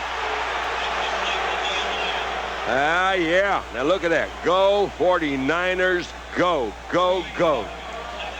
I tell you, that group has been out here since a week ago Thursday. So what? OJ is still See, that's a smart person there. Yeah. What? That's got to be. You must go to Caltech or MIT or somewhere. Sure. Montana, who opened explosively here in the first quarter tonight, took the 49ers to a 17-3 lead. Now they're facing a much tougher Ram team. Montana 17 of 27, over 200 yards, a pair of touchdowns. Wendell Tyler, explosive running. He's up close to a first down. And he got tagged on that play, but Wendell rarely fumbles the ball when he gets tagged. He always fumbles the ball because he's carrying the ball loosely and normally by a guy who is not really making the tackle on him. Tyler gets the first down for the 49ers. If what we've been saying is true, OJ, that the fourth quarter is going to be tough, the Rams are going to be awfully tough, then the 49ers better score this time because we are in the fourth quarter. Big drive for the 49ers and the Rams. Cowboys, of course, pulling for the 49ers. The Giants, because of the complex playoff picture, pulling for the Rams as Wendell Tyler goes over the right side. Another major pickup of about 8 near the 45-yard line before Jim Collins made the stop. 49ers historically under Bill Walsh would always do this. When you expect them to throw the ball in the fourth quarter like they did in the Super Bowl against Cincinnati, they start running the ball, and they run it very successfully. At just a moment, I'd like to wish Rankin Smith, the owner of the Falcons, our best wishes, and he's been hospitalized for a period of time down in Atlanta. We understand he's doing great and will be out soon, and we wish him the very best. Good going, Rankin. There he is. Wendell Tyler. And again, they cover it, but I'll tell you, he'll give you a thrill. Thrill a minute. There's a loss of about a yard, so it'll bring up 3rd down now and 3. I think he may have lost his concentration there also because he missed the hole. He should have taken that inside. Now let's take a look. It's a trap inside here. Now watch Wendell. You'll see him hesitate right after he gets the ball because he feels that he should have went inside of the block, tried to kick around outside. Just never had the ball securely. He wanted to come out. Bill Walsh said, no, stay in there. I wouldn't be surprised if they come right back to him on something. 3rd down and 3. Flag is down. That could be a holding call. Joe tried to get it to Dwight Clark. Incomplete. I said Joe because it's rare that you'll throw the ball late over the middle like that, but Joe probably throws it as well as anyone. He knows Dwight Clark is over there, and Dwight's going to knock it down if he can't catch it. Probably a holding, though, wouldn't you guess? Well, it's 3rd down. It would be 4th down. I would be surprised if the Rams would accept it. Holding, number 77. Offense. Bubba Penalty Paris decline. over the left side has a couple of holding calls tonight. Bubba Paris is playing with a very sore knee. And that will bring out Max Runniger. And Henry Ellard will drop with Leroy Irvin. Fine return man. Irvin led the league a few years ago in return. And this time, it'll be Irvin from the 10. Well, Irvin can only work his way back close to the 15-yard line, where it'll be 1st down Rams, and young Jeff Kemp, trailing by 4 points here in the fourth quarter, is set to move into the huddle. For Miami. All right. 12:35 remaining here in the fourth quarter from Candlestick Park. Rams have toughened considerably. At one point down 17-3. They have battled back to where they are only 4 down and playing the 49ers tough. 1st and 10. The ball just outside the Rams' 15-yard line.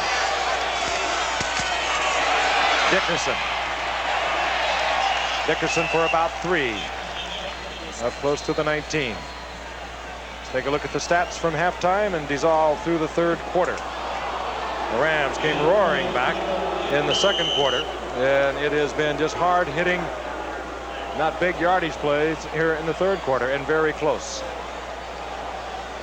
That kind of game. The Rams defense really tightened up. 49ers came on like they were going to blow them out of here. And the Rams defense really has settled in. That shows good coaching. Defensive team is making adjustments. 2nd down and 6. Dickerson hit behind the line of scrimmage by Jack Reynolds. He saw the pulling guard, slid in behind him, and was right there to meet Dickerson.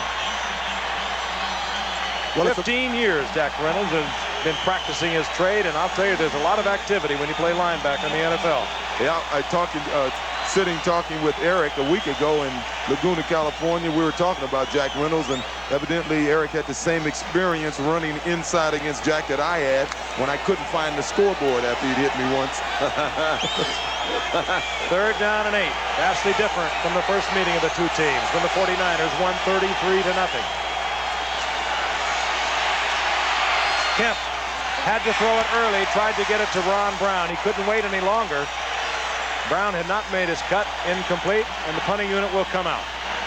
That's so true. They don't get a sack, but you get so close that you just got to release the ball before you're ready. Dana McLemore. Good return man. Strong return man. Good crowd here tonight. John Misko to punt. Not had a good season and not had a good night. Hangs one up. This one turns over. And McLemore from his 40-yard line. Trying to get outside. Flags are down. We're going to bring this one back. Oh, Eric Wright, I thought you got your head in front. It was close. Boy, it looked as he was trying to block Mike Pleasant, number 43, and it almost appears as if he might have got his head in front. We'll see. He didn't. Oh, I know. He may have blocked him below the waist, which is an infraction, isn't it? On kickoffs and punts. You'll see the last man as he goes to the left of your screen will be number 21 coming in to block number 43. McLemore. Well, here it is. Here it is, right here. All right. His head was in front, but it's against the rules to block below the waist, to cut a guy. Yeah. So rather than being in Ram territory, the 49ers are back near their own 30-yard line. The 4th largest crowd in Candlestick Park history is here tonight, nearly 60,000. Or rather over 2 miles in rushing over the past 2 years. And they're looking at the left ankle, and a very concerned look it is of Eric Dickerson. With the very abrupt cuts that he makes, you would imagine that strain on his ankles. Near the 32-yard line, the 49ers with the football, 1st and 10. Montana rolling out. Montana buying time. There's nobody open. And Montana will lose about a yard. Gary Green coming up. Just could not find that open receiver. This is just purely out of curiosity. How many yards does Eric Dickerson have tonight? You saw that flashed up there as 98 yards, 98. right? 2nd and 12. They mark it at the 30, so it'll be 2nd down and 12. So he has tied the record for most 100 yards in consecutive games at 7. I'm not into those records. I'm into Then he went behind it.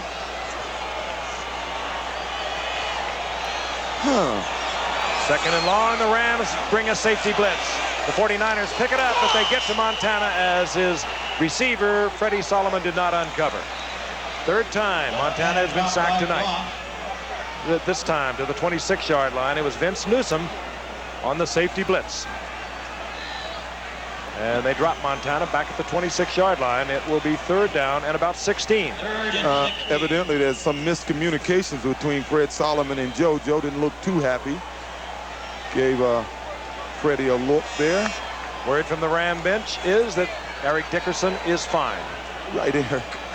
He's going to do it anyway. Rams still in this one. A win tonight, and they move into a wild card spot. And it has so many different ramifications on other NFC teams that are contenders. Wendell Tyler. And Gary Green to make the stop. But the 49ers will have to punt, and the Rams should get fair field position. course, if the Rams lose tonight, it doesn't mean they're out of the playoffs. They'll still make the playoffs if the Cardinals lose on Sunday or if the Cowboys lose on Monday. Don't believe what I told you. The Giants, of course, pulling for a Ram victory because then they would be in the playoffs with a win over New Orleans tomorrow. Runninger hangs it high for Henry Ellard from the 25 of the Rams. And just could not get around the corner because it was open field. But the #1 draft pick, Todd Shell of the 49ers, makes the open field tackle. 9:27 remaining in the game. We'll be right back. He's not in the huddle, however. He is on the sidelines. Unofficially, he is at 98 yards. Now we are told that it is official. 98 yards for the night. He was over 100 yards at one point. It tied O.J. and Earl Campbell for having 7 consecutive 100-yard games, but he is at 98. He looks like he's ready to come back in, however. He had 1 reception for 6 yards, so he has 104 combined tonight, and that does break O.J.'s record for combined passing and receiving yardage that O.J. set in 75. Rams at the 21-yard line. 1st and 10. They're down by 4. There's not enough receivers out there. Kemp. Bounce. Was it trapped? No. Yes, it was. Drew Hill. Incomplete. He did a job on Eric Wright. He stopped, and I bet you Eric Wright ran another 10 yards. Drew Hill can fly. He has great speed. And Eric Wright was really laying off. Now watch Eric Wright. Now watch when Drew Hill stops. Eric Wright still running. That's a good fake. Move. That a good fake. That was a good move. Well, he was the only receiver over here. You don't expect him to come back for those long turn-ins, they call them. 2nd down and 10. A little more than 9 minutes remaining for the Rams to secure their wild card with a win tonight. They trail 17-13. Barry Redden. And Barry Redden will get the Ram 1st down. And when they take Dickerson out and they bring Barry Redden in, they don't lose all that much. Redden, #1 draft pick in 1981, 3rd in the nation to a couple of pretty good football players, Marcus Allen and Herschel Walker. When he was at Richmond as a senior, 1,600 yards rushing. And if it wasn't for an Eric Dickerson, he'd certainly be starting for the Rams. And he could start for most clubs in the NFL today. Yeah, 2 clubs that would love to get him would be the Washington Redskins and the Miami Dolphins, teams that are looking for young running backs. He's not a Dickerson, but he's a great running back. 4.8 per carry. That's not bad. On 1st and 10. A look at Redden again. Boom. And he makes the explosion happen at the 43 and gets up close to a 1st down. Says a lot for this offensive line when your first team running back is averaging over 5 yards and your second team halfback is averaging near 5 yards. You got some guys knocking some people down. And you have another back, Dwayne Crutchfield, who's averaging just under 5 yards himself. Second only to the Bears in rushing in the league. There's the popcorn, ladies. You know, you're seeing something now. As I said, if this Ram team can stay close, the philosophy of any good running football team is the 4th quarter is ours. We're going to beat them up a little bit, and a good running team should take advantage of it in the 4th quarter, and the Rams appear to be doing it now. 1st down and 10, the Rams, their own 45-yard line. Redden again. He's got him wide open. Oh, great fake by Jeff Kemp. He went for Flag goes down. Went for the wrong guy. Intended receiver was Ron Brown. Jeff Fuller was back, but again, a flag is down. Henry Ellard was wide open in that middle zone. Like somebody grabbed David Hill, maybe. Flag is down in the backfield of the 49ers against the Rams. A reminder, later tonight on Nightline with Ted Koppel, the movie called Cotton Club. Its backers sang and danced their way through $47 million. Oh. Will they ever see any profit? Well, we'll find out tonight on Nightline. They can buy about 25-30% of an NFL franchise for that. Yeah. A few years ago, they could have bought 2 NFL's franchises. I understand it's a pretty decent movie. When I came up, they could have bought them all. Pass interference, number 83. Offense, still 1st down. James McDonald, the basketball-playing USC Trojan who turned pro football under the encouragement of John Robinson. He gets the penalty call. So it'll be 1st down and 20. That hurts a team like the Rams. There's John Robinson. bowls 4 times at USC, won 3 of them. Barry Redden. Look at that. They'll bounce off Barry Redden. And he's back to the original line of scrimmage, +1 to bring up 2nd down and still long yardage. Good example of a good offensive line. Barry Redden ran 5 yards upfield before he even had to be confronted by the defense. And when you can get that head of steam going, and you're over 200 pounds, and you have some defensive back weighing in at about 185 pounds, the chances of you surviving any contact are high, and you saw him bounce off the defender and gain a few more yards. But how many teams run on 1st down and 20? Good running teams. Good running teams. I see a couple of them. 2nd down and long yardage. That's the time remaining in the game.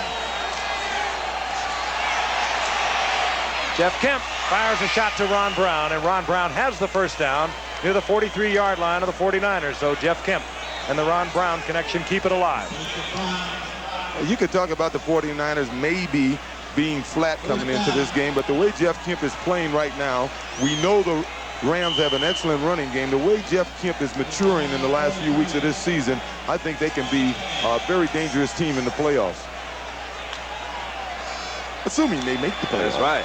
Ron Brown now splits left. Henry Ellard goes up to the top of your screen, and the single setback remains. Barry Redden, as the Rams are trying to do it without their record-setting Eric Dickerson. Redden, big hole left side, and he'll have another Ram 1st down. My gosh, he looks good, doesn't he? Eric Wright made the stop. I told you the Rams not necessarily are going to be out of the playoffs if they lose tonight, as we look at Barry Redden once again. Look at number 56 and number 72. He ran between 2 starters. They're both all-pros this year. Good tackle. Makes it easier when you got guys like that. The way the Rams would make the playoffs if they lose tonight, they just have to wait and watch what happens over the weekend.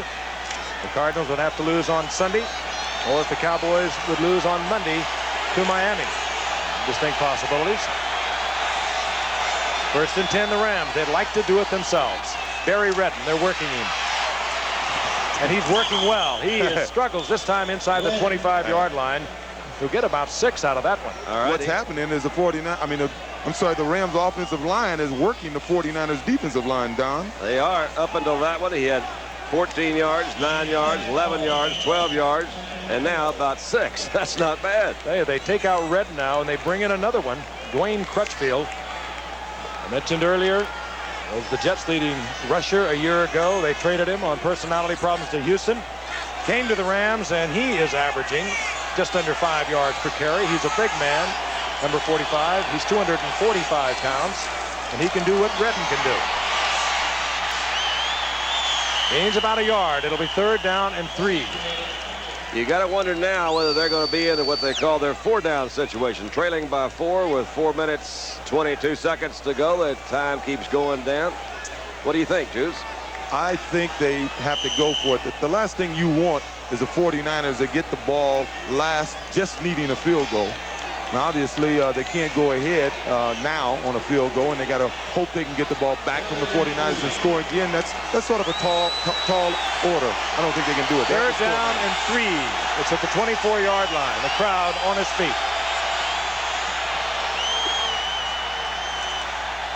Play action by Jeff Kemp. That one's batted away. It'll be 4th down and 3. And I think we'll see the field goal unit. With 3 minutes and 48 seconds, I would question a field goal right now. Here they come. Here it comes. Mike Lansford comes out. Then you might question that pass. Run it twice. Rams trailing by 4. It would be difficult to happen, but a tie for the Rams is as good as a win in the complex playoff picture. And keep in mind, the holder is a quarterback, Steve Dills.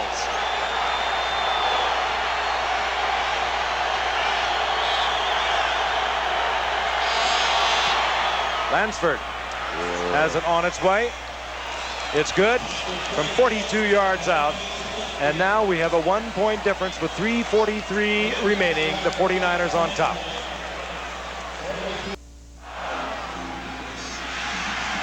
.343 remaining in the game. The 49ers over the Rams, 17-16.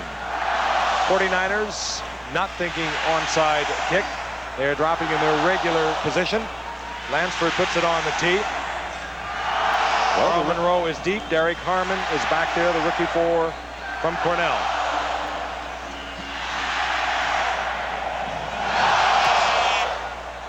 On its way. It'll be Monroe from the 6-yard line. And now the burden will fall on the shoulders of the defensive unit for the Los Angeles Rams. I want to remind you, following ABC Sports Beat tomorrow with Howard Cosell. It's ABC's Wide World of Sports at 5 o'clock Eastern Pacific, 4 o'clock Central. See the best up-and-coming boxers in the United States Amateur Boxing Championships, plus some same-day coverage of the first Men's World Cup downhill of the season. That'll be from Val Gardena, Italy. Bob Beatty, my working partner from the Winter Olympics, will be there. That will feature Olympic gold medalist Bill Johnson. So tune in to the action tomorrow on ABC Sports, home of Super Bowl 19. It'll be right down the road at Stanford. On 1st and 10, Montana. Underneath to Dwight Clark. He'll get about 4 yards out of it, but a flag is back there in an area that usually indicates holding. I think it's going to be roughing this time, however, roughing the passer, Reggie Doss, all over Joe Montana, and that hurts the Rams. It was one of those unnecessary situations that I'm sure if Reggie headed it over, he said, boy, I wish I could take that one back. Personal foul, roughing the passer, number 71, defense, kick to the head, first down. Watch number 71. If you can see the number, that'll be Reggie Doss. He's already thrown the ball. Reggie's in there. Oh, yeah. Yep, I would call that unnecessary. Right in the back of the head. Blow to the head. Giant fans looking on. They know if the Ram team can win tonight, they can move into the playoffs with the win over New Orleans. It gets pretty tough after that. The Rams lose. The Giants' only opportunity really for them to make the playoff is to have the Cardinals and the Cowboys lose. Wendell Tyler. He gets 5 yards. And the 49ers are so tough. You know, when they need to move the football to come from behind or to run down the clock. The more I think about it, John Robinson probably made the right decision. His defense has been stopping the 49ers, but Joe Montana and the 49ers late in the football game, I'd do anything to keep the football out of their hands. I can remember the championship game against the Cowboys, 81, prior to their Super Bowl victory. They got it back late in the game. They moved the entire length of the field. Montana working the clock, finally winding up with a touchdown pass to Dwight Clark to seal it. Roger Craig short of the first down. But in truth, the 49ers have not scored a touchdown since the first quarter.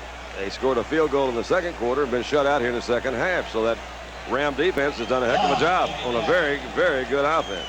Third down and almost 3. Montana wants some different personnel. And John Frank, the rookie tight end from Ohio State, comes into the lineup. And the Rams will call timeout on a very critical situation. 2:20 remaining in the game, and they did not want the 49ers to tick it off to the 2-minute warning.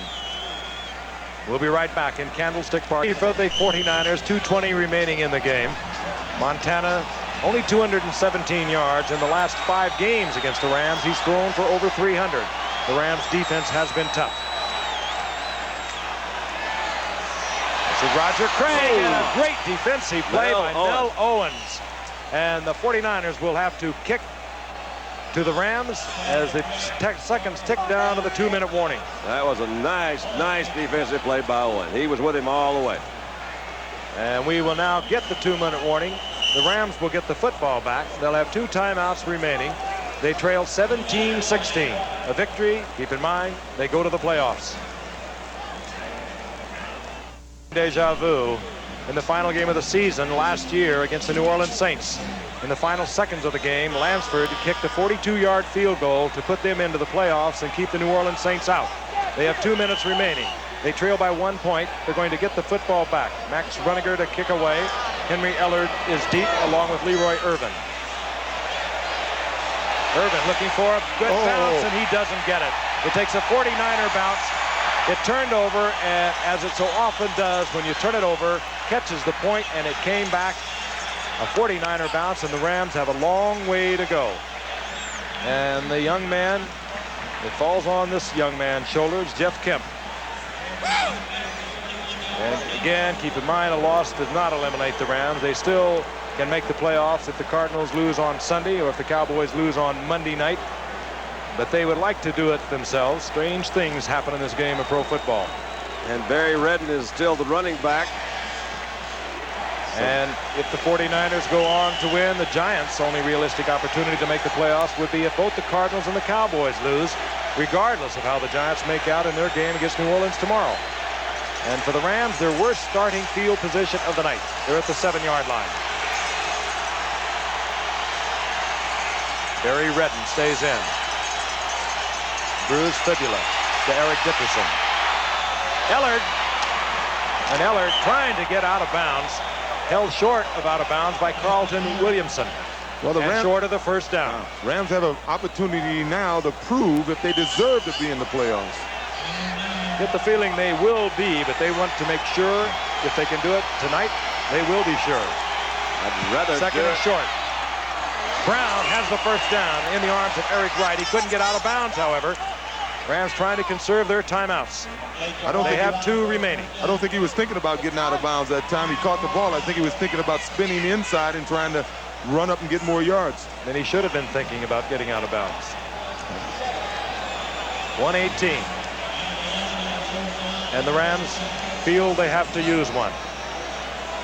Jeff Kemp over to the sidelines, playing again before his Congressman father Jack and his mother, who are here tonight. A surprisingly good showing he has made. His 13th start of the season. The executive producer of ABC Sports is Roone Arley. JBC's NFL Monday Night Football, of course, produced by Bob Goodrich and, of course, directed by Chet Forney. Our technical director, Joe Chabot. Halftime producer, Peter Lasser. Associate director, Kim Belton. Technical manager, Coach Coltrane. Unit manager, Marshall Lopez. Telecommunications manager, Margaret Beauvais. Assistants to the producer, Tony Tortorici and Charlie Wiseman. Jackie Harris, our assistant in here in the booth. Eric Dickerson comes into the lineup with 1:18 remaining. We were told earlier that he was okay, but he had a slightly bruised fibula. That time of year, this season began for both these players, both players on these teams, back in July in the heat of the summer. The final regular season game for both of them. 49ers, of course, long ago clinched their playoff spot, winning the Western Division of the NFC. And here come the Rams, 1st and 10. They have 1 timeout. Jeff Kemp. They will call that grounding. And the man who is all over Jeff Kemp, the leading sacker for the 49ers, perhaps their key defensive player over the past few years, Dwayne Board. Dwayne was back there. You had Fred Dean on the inside, too. Yeah, I would have thought that was in the grass. It will be in the grass, not grounding. They had blown the whistle before Jeff Kemp could deliver. Intentional grounding. Oh, no, Number 9 offense. Up from down. Yeah, that's offense. worse. That's worse because it is loss of down, so it was grounding. Long way to go. 2nd down and 26. You're down to 1 timeout, and it is not looking good for the Giants. The Cowboys are liking it.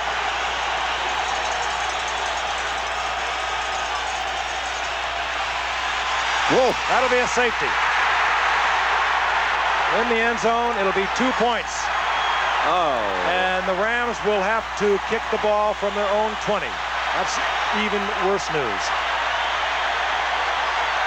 Gary Johnson, remember him?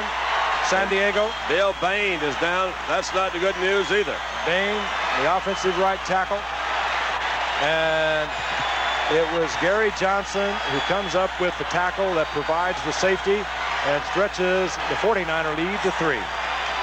Is there such a thing as an onside punt? There might be. If there is, we'll see it. Yes, there is. Look at it again. Jeff Kemp desperately trying to get the ball loose, but here comes Gary Johnson. He did this for so many years for the Chargers. Of course, also another former Charger, Fred Dean, with these 49ers, but the concern now is for Bill Bain, the offensive right tackle, who has been having a great year, and there is head coach Johnny Robinson, who is so proud of Bill Bain's coming on over the past couple of years, he was right out there to look at his former player at USC. Kid has done a good job for him. 49er defense, give him credit. Last two plays, 27 yards lost by the Rams. Isn't it interesting that two of the key players on defense here today, Fred Dean and Gary Johnson, were down in San Diego, and they were victimized by their defense all the years that they were down there.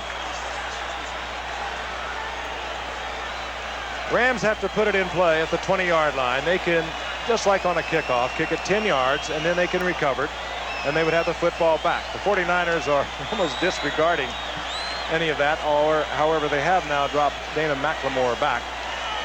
1:06 remaining in the game, and the Rams have one timeout.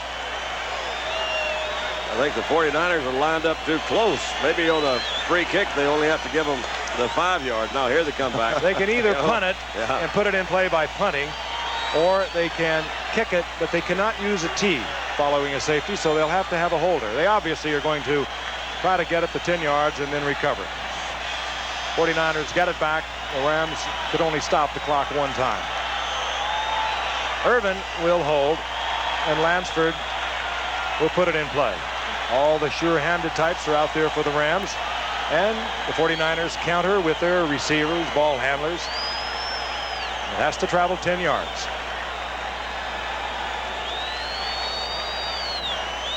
This play originally, I think, was conceived in football as a surprise play, but there's not anyone in this stadium that is going to be surprised.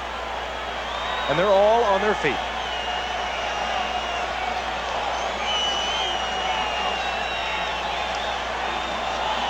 They're going to put it in the middle. Russ Francis, sure-handed top, and he's all over it at the 34-yard line. He paid the price, though, didn't he? They all jumped in there on top. So barring something really unusual, the 49ers are going to set an NFL record with 15 regular season victories. And all 5 NFC contenders still remain alive, given that the 49ers go on to victory for those 3 remaining playoff spots, excluding the one chance that the Redskins will lose to the Cardinals by a margin of around 50 points. Then the Redskins would have clinched at least a wild card. Dallas can clinch a wild card spot with a win at Miami on Monday night, and we'll be bringing you that game from Miami. The Rams, of course, will make the playoffs if either the Cardinals, and they play Washington on Sunday, or the Cowboys lose, and again, the Cowboys at Miami on Monday night. The Giants will make the playoffs if both the Cardinals and the Cowboys lose. So Giants' playoff hopes have dimmed considerably. Rams can only stop it one time. Joe Montana takes the drop. Rams use their timeout. Clock still running. There, hey.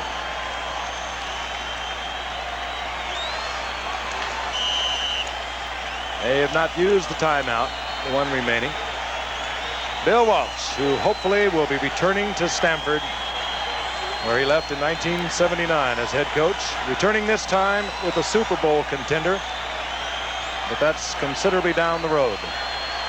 Johnny Robinson, he would love to be there too.